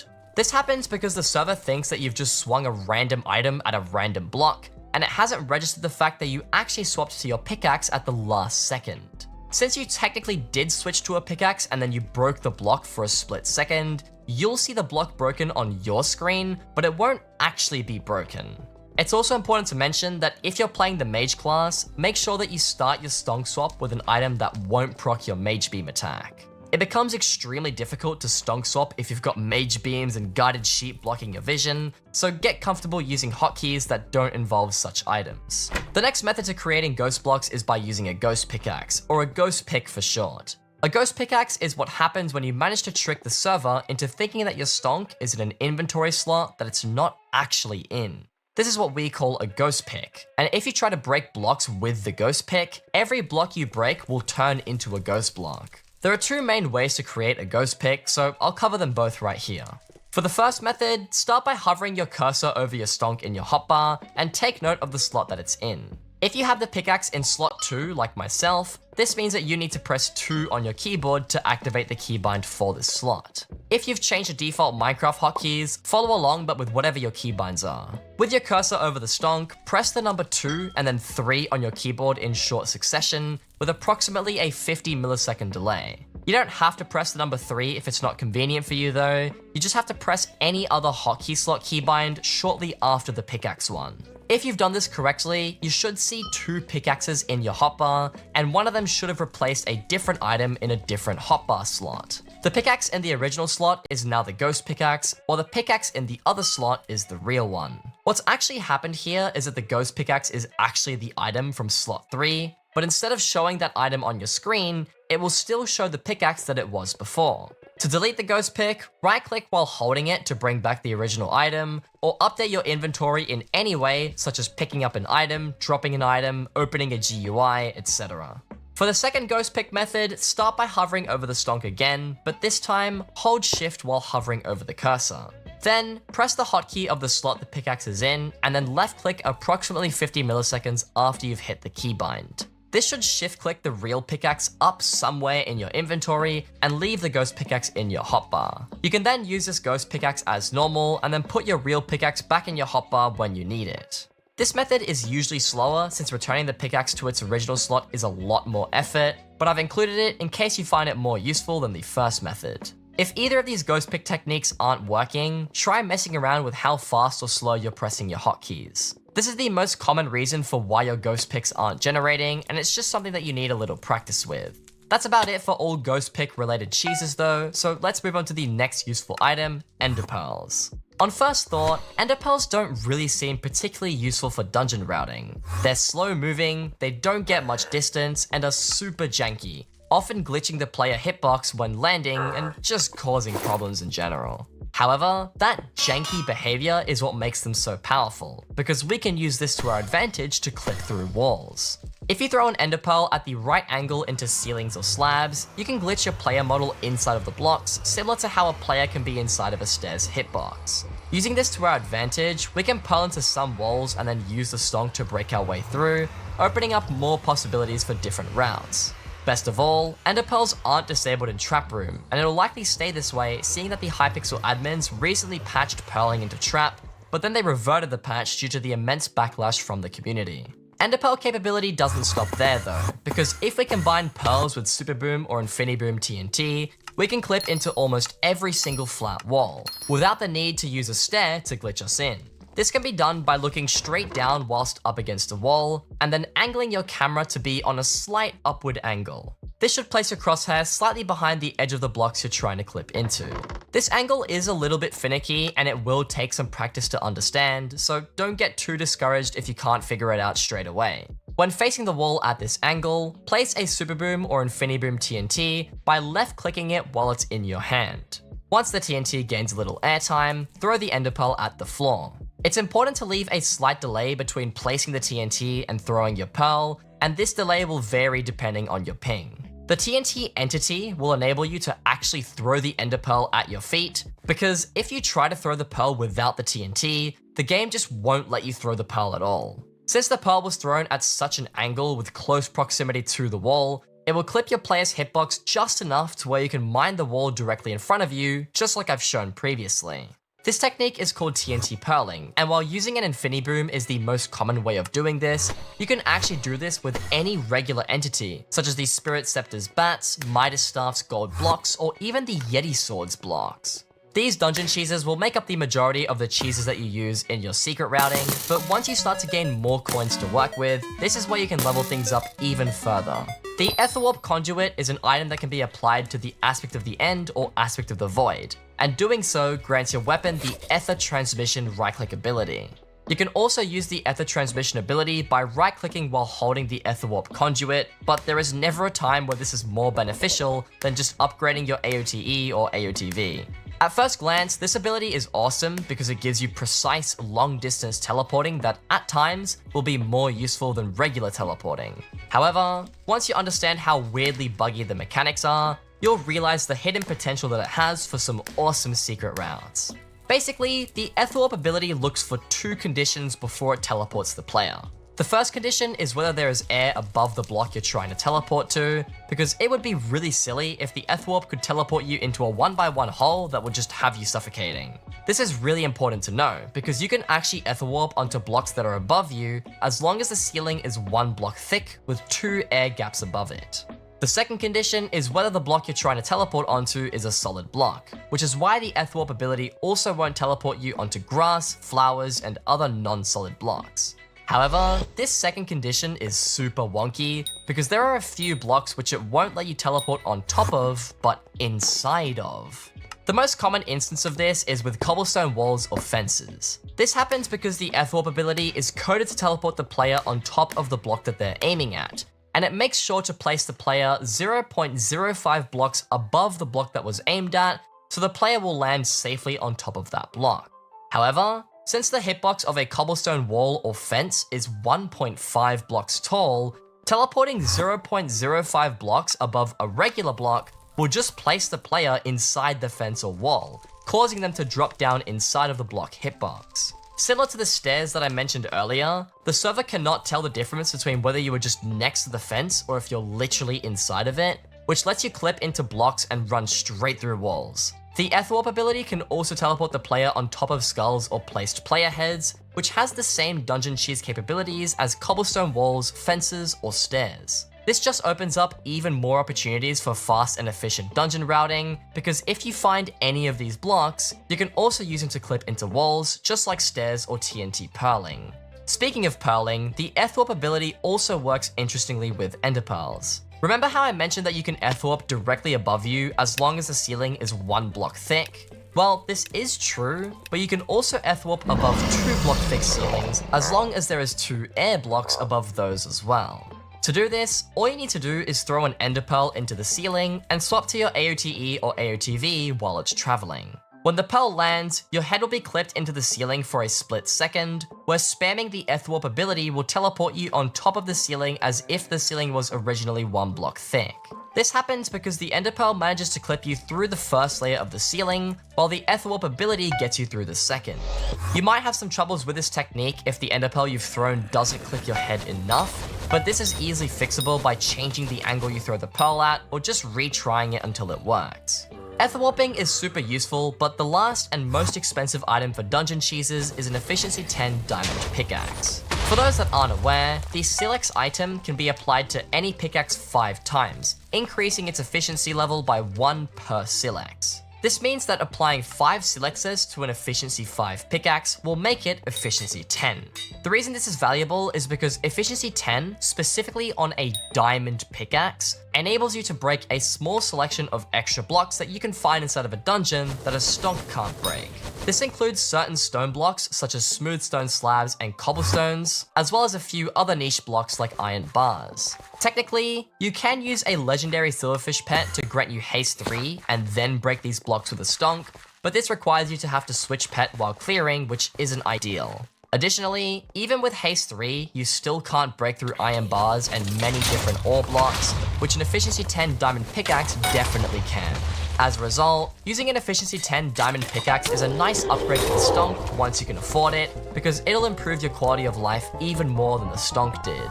Also, make sure you apply efficiency 10 to a diamond pickaxe and not a golden one, because an efficiency 10 golden pickaxe is slightly worse than a diamond pickaxe. Are bioinformatics challenges holding back your research? What if you could scale your data analysis using a single, easy-to-use software package? QIAGEN CLC Genomics Workbench is your premium toolkit for all molecular biology and NGS data analysis applications. It gives you the flexibility to run your data in the cloud, server, or even on a standard laptop. CLC has ready-to-run workflows you can tailor to fit your needs. It supports your DNA and RNA data analyses, virus analysis, microbial and metagenomics, and single-cell analyses, including spatial transcriptomics. With CLC Lightspeed, our ultra-fast, low-cost, fast-Q to VCF workflow, you can analyze whole genomes even on a laptop. See why QIAGEN CLC ticks all the boxes for your bioinformatics needs. QIAGEN. Sample to insight. An honorable mention to all of the items on this list is the legendary silverfish pet. This pet grants you permanent haste 3 when you have it equipped, which lets you break a few more blocks that you once couldn't using a stomp, and same thing applies to the efficiency 10 diamond pickaxe. It's also really cheap to buy, so you might as well get one in conjunction with your stomp. This combo will let you perform basically every cheese you've ever come across when running dungeons, though some routes might be slightly trickier compared to the efficiency 10 methods. Slightly trickier doesn't mean impossible though, so it's good to know that most maneuvers can be done with a setup as basic as a stonk and legendary silverfish. That being said, that concludes all of these secret clearing tips that I have for today. The next section of this video will be a showcase of some optimized routes for some common rooms, and I won't be voicing over the sections much, if at all. The items that I use to complete the routes will be specified on each clip, and I'll make sure to label and timestamp them so you can refer back to them whenever you need. I will also deliberately perform these routes slowly, so you can more easily follow along with the footage, but your goal when replicating them should be to complete the rooms as fast as possible. Lastly, I will also show some clips of me clearing some notoriously slow rooms, where I will show the difference between clearing it the normal way and clearing it with all the fancy tricks I've covered. This should give you an idea of how much of a difference these techniques make, and why learning them is so important. Nonetheless, enough of my yapping, let's just get straight into it.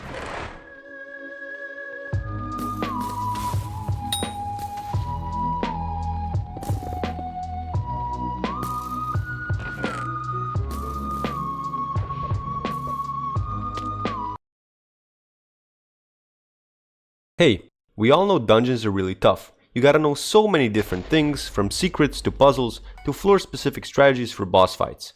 That's why I'm here to help you out. The following tips will help you become a much better dungeons player, so listen up. First, this is as basic as it gets, but learn secrets. Seriously, do it. If you don't know them, or if you only know like half of them in a room, someone else will come in there, see 2 out of 5, and be very sad. Don't make other people sad. There are many different tools to help you learn secrets. One is Discord servers like Dungeons Secret Guide. They have a really weird verification system though, so if that's not for you, you can install Dungeon Rooms mod, which literally just shows you a waypoint of where every secret is. Once you know these secrets, it's also important to do them as a waypoint of where every secret is. Once you know these secrets, it's also important to do them as fast as possible. All the top players have incredibly optimized secret routes, which you can find on Average Sweat's YouTube channel. These will require a stonk and an aspect of the void though, so if you don't have either of those, you'll have to think of somewhat decent routes yourself as you play more. Basically, as long as you know all the secrets, you should be good for a while. My next tip is to get solvers for all puzzles. No matter how trivial the puzzle may seem, the solver will help you save time thinking. It's not about whether you can do tic-tac-toe, I know you can do it. It's about doing tic-tac-toe as quickly as possible. You gotta remember, Dungeons is a speedrun simulator. The faster you do them whilst getting the score you want, the better. For longer puzzles like Creeper Beams, Blaze, Waterboard, and especially Floor 7 terminals, there is no excuse not to have solvers. There's many different solver mods out there, but I personally use DUNGEUNS Skyblock mod.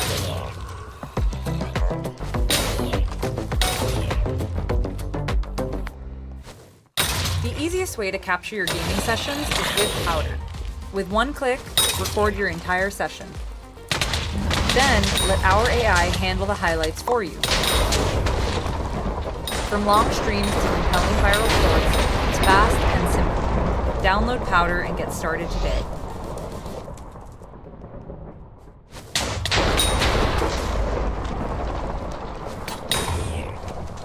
This perfectly segues to the next tip, Trap Room. Do Trap Room. Don't be lame and walk away as soon as you see it. For the free secret trap, I strongly recommend buying Spirit Boots, as you can just fly to the top to get the 2 secrets and then jump down for the last. For the 4 secret trap, I recommend stonking through this spot here to get the chest. Once you get it, the room will be complete and you'll only be missing 3 secrets, which you don't even need to get on floor 6 and above if you get all the other secrets including the Mimic, 5 crypts, and if no one dies.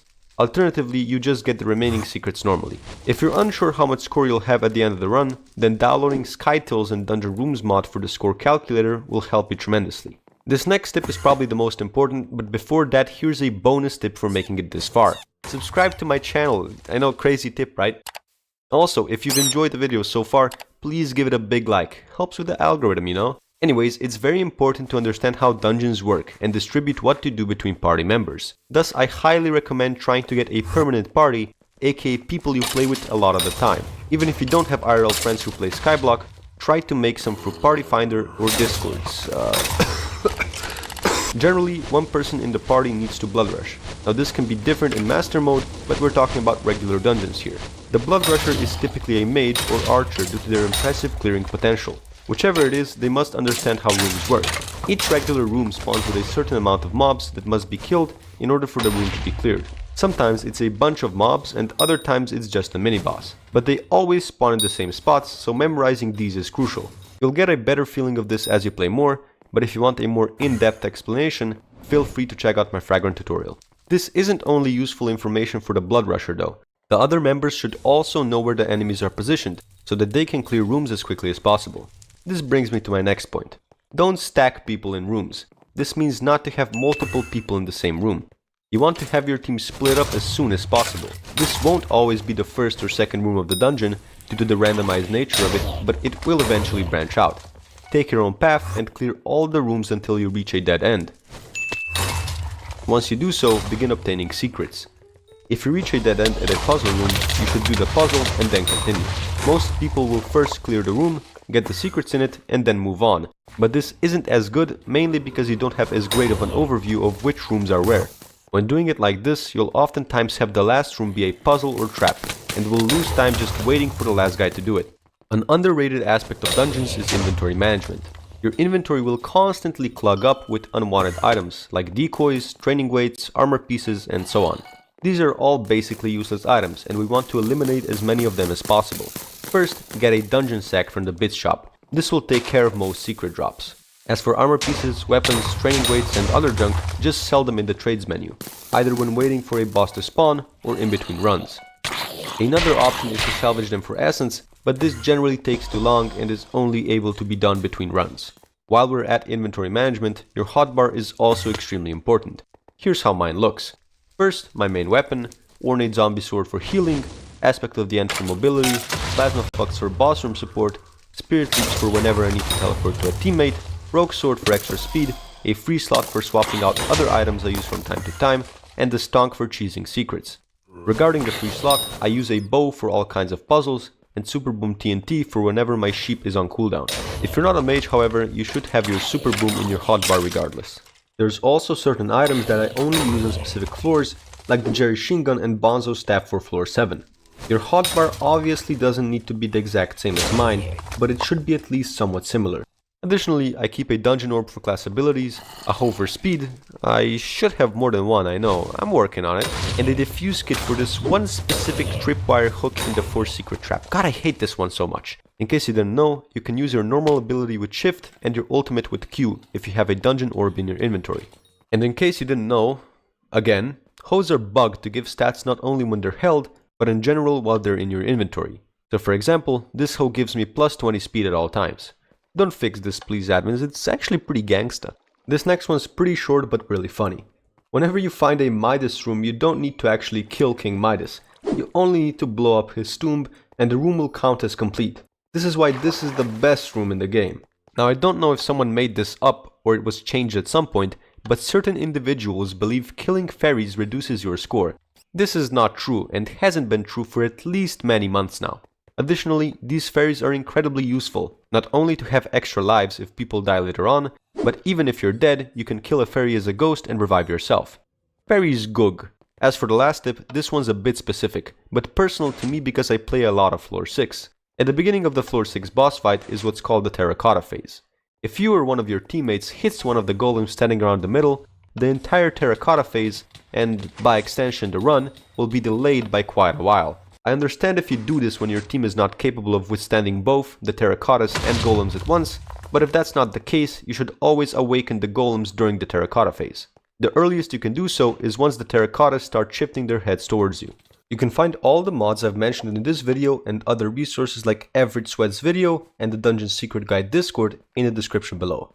This video was mainly focused on general dungeons tips, but depending on how much people enjoy it, I might make a full floor 7 guide, with a detailed explanation of how to do every part of every phase. There's no real good floor 7 guides out there. They all just say do this and do that without actually explaining the technicalities or which class should do which.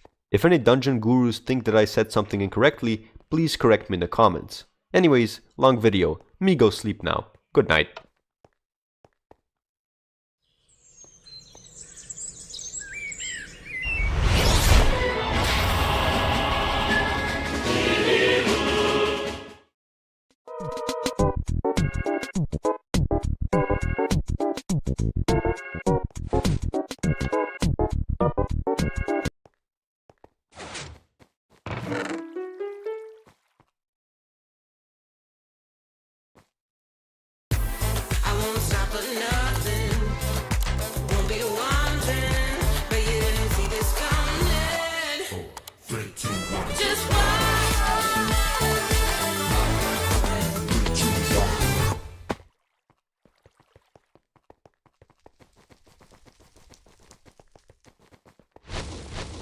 Hello gamers and welcome back to another Hypixel Skyblock video.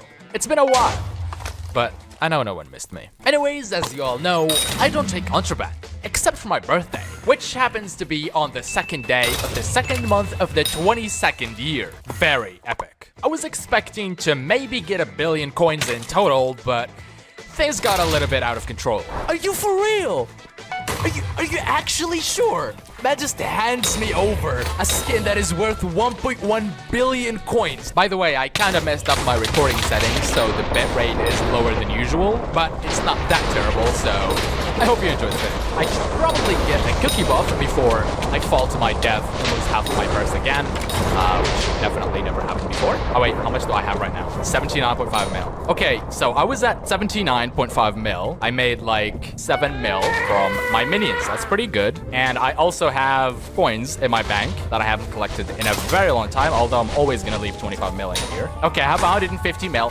Not too bad, but I am gonna be spending some of these coins on getting Reaper armor. I can easily do tier 4s with my current setup, but having Reaper armor is gonna make it slightly faster, so why the heck not? Oh yeah, by the way, I forgot to mention, there is one item I will not accept as contraband. Actually two. The Warden Heart and the Warden Helmet. I still want to get this myself, okay? So I will not accept that. My tokens for Auction House, my NFTs, you could say, are going to be snake runes. I gotta get some money out of this. Okay, and of course beheaded horrors as well. This is your only chance to acquire this very, very exclusive and rare items. Please ignore the other 9 I have in my inventory. Actually, each one of these has a unique identity that is tracked in the blockchain and other stuff that I don't understand. Okay, here's the first NFT.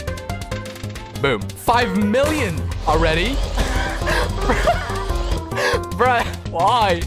I mean, no, keep going, please. It's very rare. One of a kind. This is an exclusive set, never to be seen again. We have another set in around 5 minutes. 7 million, that's a very decent price. 2 million, and then a lot more money. Great decision, guys. Definitely worth it. Please. Oh! Yes, that's a good price. Check Warden helmet prices. I'm not gonna buy a Warden helmet, but just out of curiosity, let me check. Wait, why are they so cheap? I spent like 190 mil on just grinding for it. I could have bought it. And now it's time to take some contraband trades. Let's accept the first trade. Okay, what is this? Necron armor, Reaper armor, which I wanted to buy, but I guess not anymore. And then 500 million on top of that. I know this is a contraband stream and like I only do this 1 day a year, but I'm kind of scared to accept this. And then just an extra 250 mil. Okay, I'll gladly take that. Thank you. Very nice bandana, by the way. Very nice cape. Yes. The code interest in Badline store, 10% off. Very good cape. You should totally get it. Buy hype now. Oh my god. Can I actually buy the legendary Hyperion? Even with all this contraband, I can't afford Hyperion. That was my NFT business doing. Oh, it ended. 25 mil. 80 million coins. 100 mil. Claim that. 1.1 billion coins. For the first time in my life, I have reached 1 billion coins. 82 mil from 2 NFTs. They're gonna flip for a lot in like, never, but don't worry about it. Good investment, guys. Second round of NFTs, guys. Very exclusive. You should totally bid millions and millions of coins on these. Wait. Sell.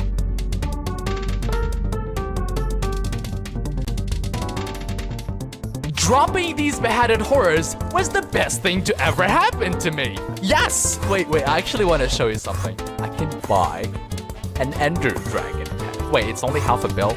Oh, did I just say only half a bill? Yep, it's over, guys. Contraband got to my head. I'll never be the same again. And then I decided to do a damage test with the new armor I got. But something very unexpected ended up happening.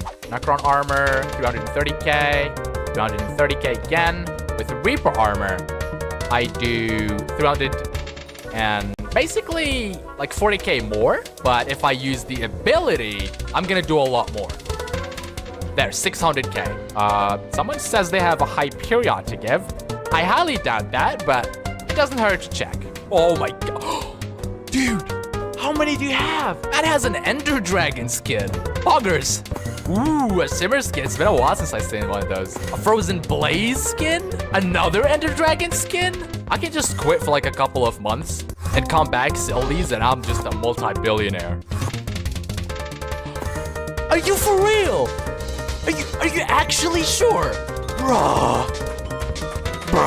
what is going on today? I can literally become a mage out of nowhere. I have a legendary sheep. I have a full set of Maxor armor. Have fun with your maxed mage setup. Thank you so much, dude. That's insane. Reject humanity. Become monkey. The monkey is 1.1 billion? What? Oh my god. Oh my god. That just hands me over a skin that is worth 1.1 billion coins. A single one in the entire auction house. Sell it for hype? I already got a hype. Bruh, what am I gonna do with these coins? I already got everything. I got an Ender Dragon, a maxed out mage setup. Nah, I'm not accepting these. I'm a loyal man, okay? I'm loyal to my tools. I would never lay my hands on another tool. Cultivating 10? I just noticed that. Next video, by the way. Yeah, it's gonna take a while, but it's gonna be worth the wait. Trust me. Bro's in creative mode? For real, dude. I have 2,800 mana. Okay, I'm gonna die though. should just look at the ground. I don't know how to use this, okay? I'm stupid. Forgive me. Final Destination got a buff. Yeah, I saw. Wait, it's... Oh my god. I can do 1 mil damage now. That's without the full set ability. With the buffed full set ability, I do this. 1.6. That gave me like 400k more. Up to 500k more. Use U-Drag, you will do more damage. Good point. I forgot I got that because I'm not supposed to have that ever. 2.4 mil. Oh my god, I can finally feel like I'm good at this game. Okay, actual difficult mini-boss kind of. Can't even touch me. Easy clap, get out of here. Oh, I forgot to spawn that. Okay, I probably shouldn't underestimate this thing. It's still the hardest boss in the entire game. This is so messy. Wait, I hear a beacon. Oh. This is so messy. Wait, I hear a beacon. Oh. I'm still stupid, okay? No amount of money is ever going to change that. The sad, sad truth. There's also an island built specifically for today. Should I be concerned? Oh no. I already saw it. I'm gonna leave. I'm gonna leave. This reminds me, actually. Okay, the second batch of NFTs is done. We got 650 million coins. Another 50 from Cool and Dad. 30 mil, 20 mil. I have to accept this to see what's in the big gift. I don't want to do it, but I know what must be done. You have hair loss problems. Don't hide it. So instead of bullying, we organize the clinic. Excuse me. Look at my hair. Look at my beautiful hair. Actual cyber. Oh my god. What is this? Okay, fine, I'll admit, I do have hair loss problems. What's the solution? What's my salvation?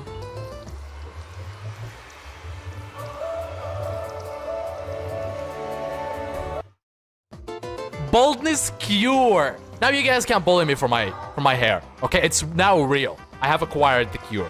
I'll apply this after the stream so I don't reveal the secret. Happy birthday, interest, all your fans, subs, and sponsors. We love you. This is too nice, dude. Okay, I'm keeping the baldness cure safe and sound. You know, I thought the golden monkey was the coolest item in my personal vault. But this is a whole new level, dude. Oh, it feels good to one-shot these, honestly. After all the pain I went through with this Slayer, this just feels wrong, honestly. Why did I do that? Why did I do that? Why did I do that? Why did I do that? I'm so stupid. Oh my god. Why did I... With this Slayer, this just feels wrong, honestly. Why did I do that? Why did I do that? Why did I do that? Why did I do that? I'm so stupid. Oh my god. I despawn my freaking zombies. Skill issue at its finest. Get an aspect of the void. I will do that when I do dungeons. I don't think it will help me with this Slayer, especially. Hey, we all know dungeons are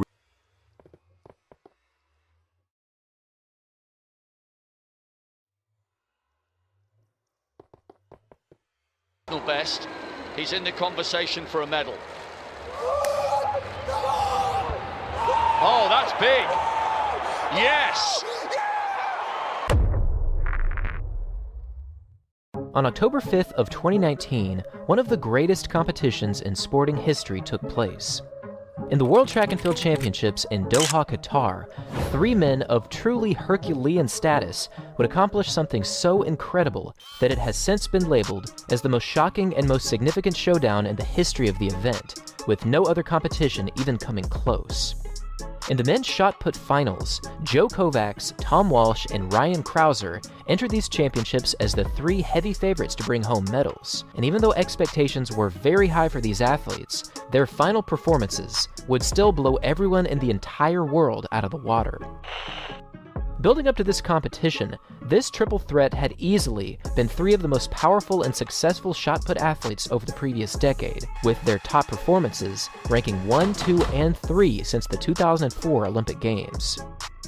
In addition to actually throwing the shot put farther than anyone else during this time, these 3 had also managed to win the previous 3 global titles, with Joe Kovacs winning in 2015, Ryan Krauser winning in 2016, and Tom Walsh winning in 2017. Right from the start of this legendary matchup, history was already made in the first round, as Ryan Krauser broke the World Championship record with his very first throw.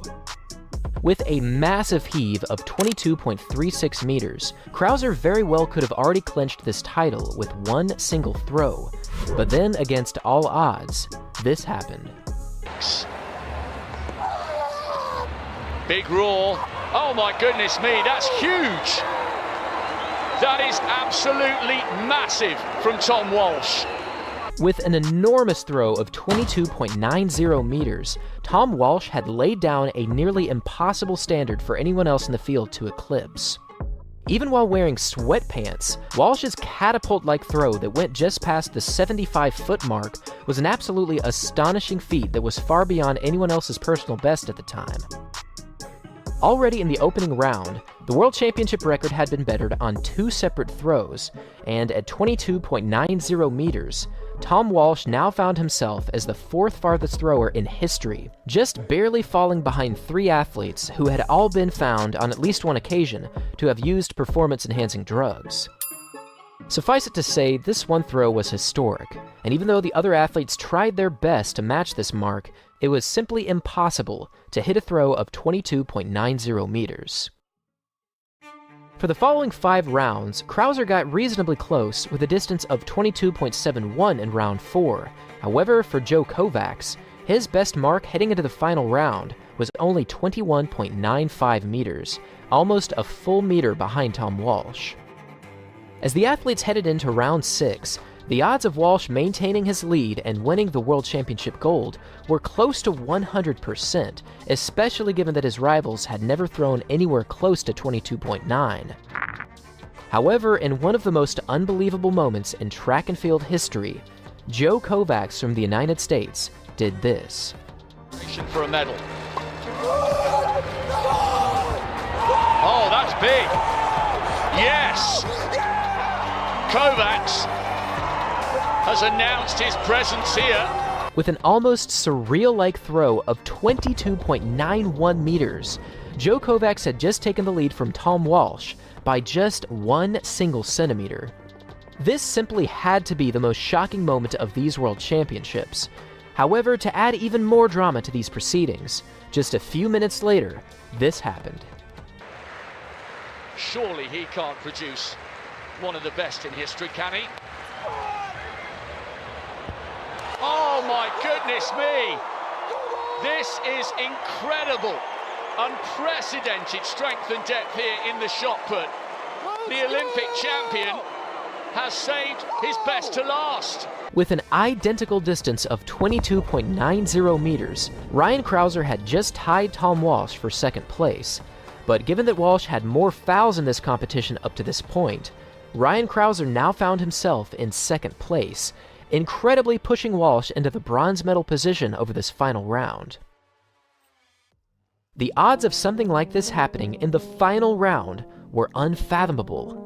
For these final throws, Joe Kovacs and Ryan Krauser dethroned the almost guaranteed world champion, and given these miraculous circumstances, this competition has since been called the definitive moment of the men's shot put.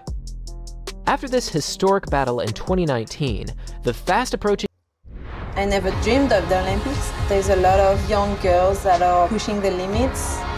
Being in the Olympics, and to me it's such a special thing. It's almost bigger than the Olympics. It's like a celebration of our sport.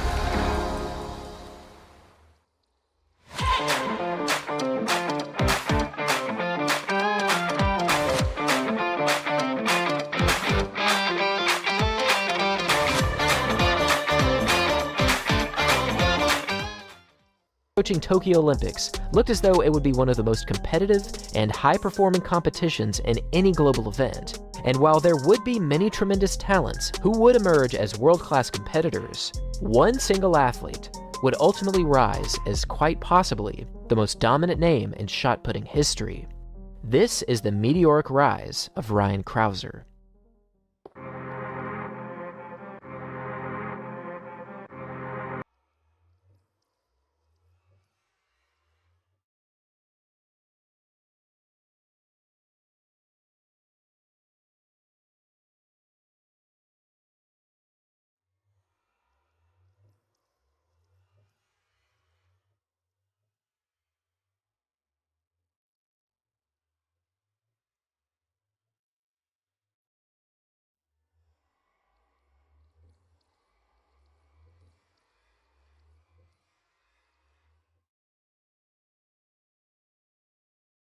How quickly can an in-game player make 1 billion coins? Is a question I don't think I've ever been asked. However, I will still try to answer it. Being level 440 and ranked number 332 out of everyone on the entire server, most people would consider me in-game. But a question I do get asked a lot is how I make all of this money. I have a net worth of nearly 70 billion coins. And while yes, some of it is contraband, I actually make a lot of it myself. So today, I will be showing you how exactly does an in-game player make all of their money.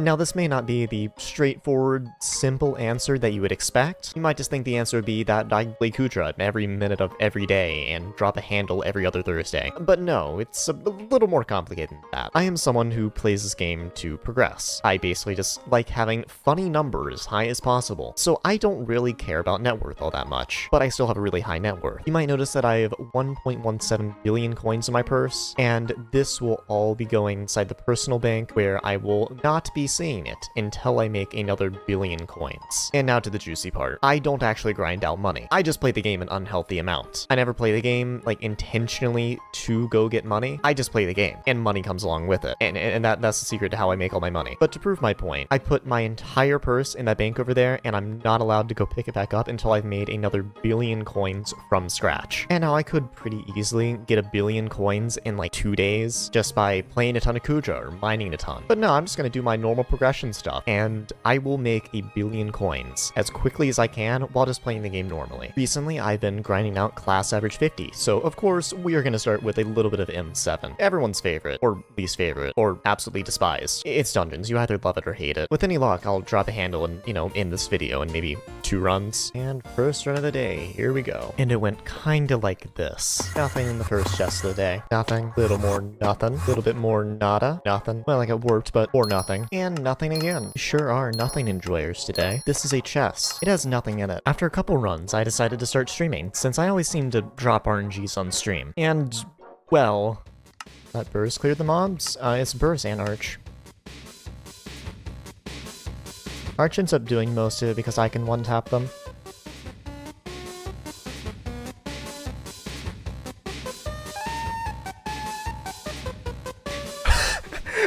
Oh, there it is. Yep, that is a scroll. Love to see that. Okay, let me go grab some stuff out of my bank. On my first run of the stream, I dropped a Wither Shield. See what I mean about my RNG on stream? Let me just grab some coins out of the bank. Yeah, there we go, chat. A little bit of Wither Shield right there. The rest of the stream was much less eventful, other than me throwing secrets and failing to skip drags occasionally. But at the end, I went to reroll stuff and lost like 15 mil on Kismets. It happens. Now that stream is over, I can go on the bazaar and I have a little under 300 mil to claim. Just get all of this, and I will have a little bit more to claim later after all this sells. But because I did take some money out of my bank, I'm going to put, I think it's around 60 mil that I took out to go and buy everything, and my purse will now be sitting at 233 mil. And now we move on to something else. So after taking a short break, I am back. I also claimed some stuff on my bazaar in the auction house, and I'm up to 265 million coins in my purse. But now, I have a little list of things that I want to go through that I've been needing to do for a while. And the next thing on that list after M7 is Diana, something that makes a decent amount of coin, but I'm also missing some stuff from the bestiary. Namely, I'm 2 levels off max Gaia Construct bestiary, and I am 3 levels off of max Ink bestiary. Now, the one thing that kind of sketches me out about this is that I am on like a 40 Inquisitor dry streak of Chimera. Not great, but if I do drop one, that's like a free 140 mil. So next up is Diana. Okay, I didn't have a party because I just got back from dinner. I just dropped a Chimera. I'm literally not in a party. I was doing Diana for like a couple minutes, and I just dropped a Chimera. Also, why is my magic vine so horrendously bad? I should have closer to 400. But that is a nice 138 mil if this actually sells. I made a sense to sell it. I'm gonna keep going though. I like Diana. I found the reason why my magic vine was so bad. My pet rule is disabled. I was not swapping to a golden dragon. No way, my Chimera filled. Love to see that. Last 138 mil. After dropping that first Chimera, my luck stayed about the same, and I went quite a few inks before anything nothing really happened. Although on the upside, I did get to fulfill my life's calling and dream, ratting around the hub and flying while being a rat. You see, the joke is because I'm calling myself a rat because not very good at this. I do this for a living. Why do people watch this? After that massive dry streak earlier and getting another Kime, my luck did improve a little bit. And by a little bit, I mean, well, you'll see. Oh, I got another one. W. That is amazing.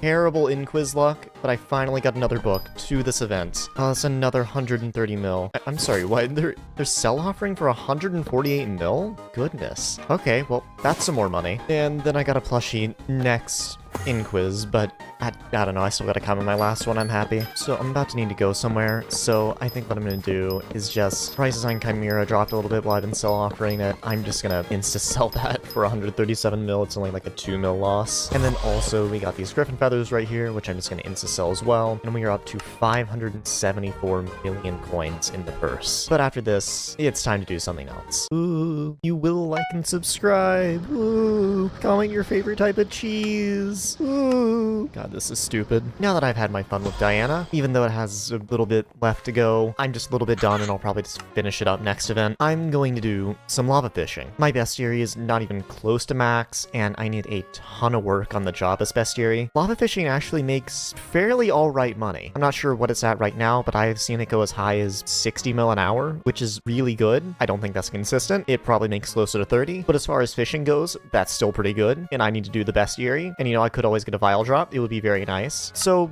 we're gonna go do some fishing. Starting out, I was feeling rather optimistic about getting Jabba's, making a lot of money from magma fish, all those various things. Who knows, maybe even getting a Carmine dye if I'm lucky. Point is, I was feeling pretty optimistic. However, my hopes were dashed against the ground when I fished for like 5-something hours, only caught 2 Jabba's despite being E-Man 9 and getting a buff chance, and then proceeding to make like no money. Basically, I remember fishing being a lot better than it actually is. Chat, we got a Lord Jabba's. Where is it? I don't know. I just need to swap all my things. We go to Aurora, do some thingies. Let me go clear out everything. Oh, there's the Lord Jabba's. Alright, let me get this low enough, and then I should be able to kill it with Dayax. It'd be beautiful if it could just stop regening. Okay, so on the last phase, I'm just gonna go ahead and swap to Crimson and hope someone else kills it. 2.3 mil. Alright, I'm killing it. We're not waiting for that attack to finish. Nope.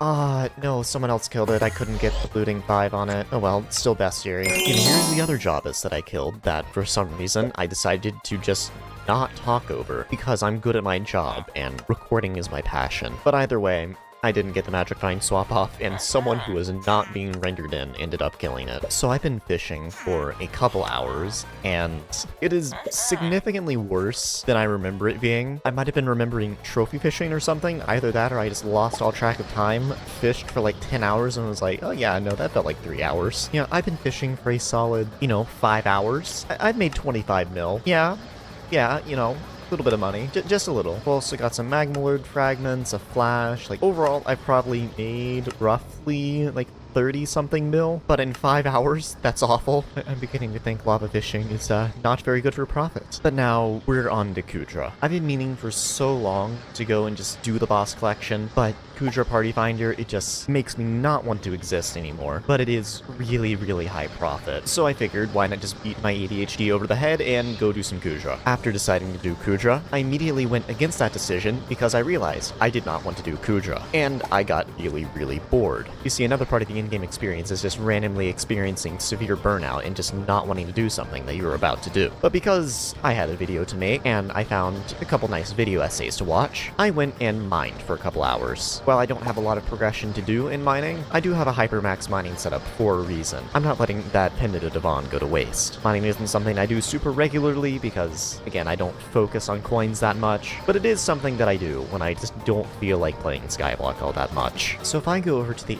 AH, currently sitting at 599 mil purse, I have some stuff to claim my listings only, and we will be going over 600 mil. I also have some stuff in my sacks, which I need to compact, and with all that, I have approximately 50 mil in my sacks. Not gonna insta-sell that though, because I can get a little bit more by sell-off running it. So I just got done with a little bit of mining, and I have approximately 60 mil in my sacks. And now I think it's time that I finally go do that Kudra. I had not done Kudra in absolute ages. The meta had changed a ton since the last time I did it, considering Rainbone was still a thing the last time I even thought about playing Kudra, and the last time I actively played Kudra was like a year before that. I was a little out of practice. But with that, I decided to play the role that does objectively the most and is probably the hardest to do, which is stunning. I had a Devon's drill and a blue cheese, so I would be able to insta-stun, but I had no idea what I was doing. Now, I did drag a friend along who plays Kudra a decent amount to kind of teach me what to do, and I did get used to it after failing stun a couple times, not animation skipping, and just generally being a menace to my party. I kinda got it down. Definitely not perfect, but at the very least, I was insta-stunning and I was in. Superbra tale. Nå kommer de til å følge etter oss som en flokk med får. Dumme som sauer. Han tror kanskje vi er født I går, han der. Eller hva, karer? Red Bull gir deg vinger.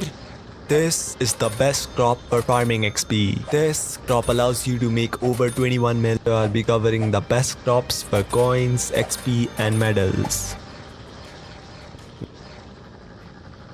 Now here's a list of the best crop for coins. If you plan on directly selling them to the NPC for stable coins, again this is the absolute max you'll make if you have a perfectly optimized setup and skills. On first place we have pumpkin making 15.1 mil per hour. Next we have melons making 15 mil per hour. Then wheat making 14.9 mil per hour. Then sugarcane and netherwort making the similar 13.6 mil per hour. Then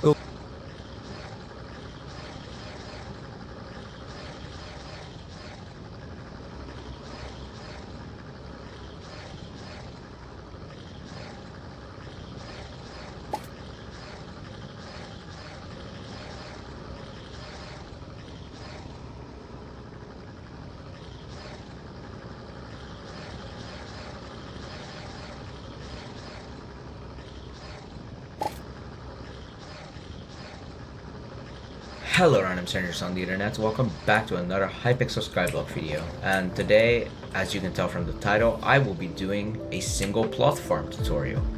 Now, I did a community post on this a couple of days ago. It turns out like 70% of you guys want me to do a single farm tutorial, so I'm doing that now.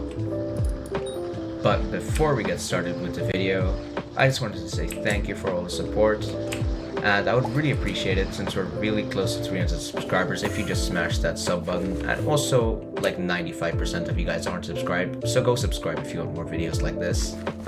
I also post flips, so subscribe. But anyways, into the video. Now for this, you're going to definitely need a builder's ruler, a pickaxe, shovel, and an axe. You're also going to need a hoe of great distilling, prisma pump, and a basket of seeds. You might also need a magical water bucket, depending on what you're gonna do. But yeah, let's get started. Now, as you can see, there's an empty plot here, which is where I'll be building the farm. To start, you want to go to the edge of your plot, wait 1 block, and paste 5 rows of dirt. Like that.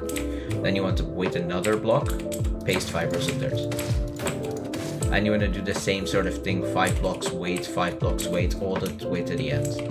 Okay, and now we're done with that, basically. What you want to do is go to the end of your farm, and you want to get, I don't know, like any placeholder block sort of thing. You could use dirt here, like I'm going to use. You just want to go to the end block, and you just want to place dirt, like along like the very end of it. And you want to go do the exact same thing on this side. Okay, now that's done. I just gotta fix that block there. But yeah, after this, this block is going to be your start point for here. And what you're going to want to do is go to like the end of your first row, and you're going to want to break out these blocks here. So you have like a sort of like snake type pattern. And you want to do this, wait 1 row, and you want to do the same thing here. Then you want to wait another row and do it again. Okay, after you've done that, you want to go to this side, and basically, as you can see, this is a wrap over here. So like you want to come around here, and you want to go around to this one here, because this one is a snake thing. So you want to do that across here, again, the one like gap thing, and all the way to the end. And well, I mean, you're kind of done with like the basic core of your carrot/wheat/potato farm, like right now. All you really have left to do is like sort of go to the end over here and just place Prisma pump blocks. Also, yes, this will leak over here if you have another plot. If this plot is an unlocked plot, this water won't go over here, and when you save the plot, I don't know if this is a bug, but when you save the plot, for some reason the water doesn't flow. But since I do have this plot unlocked, I use it for my super farm video, which you should check out, description below.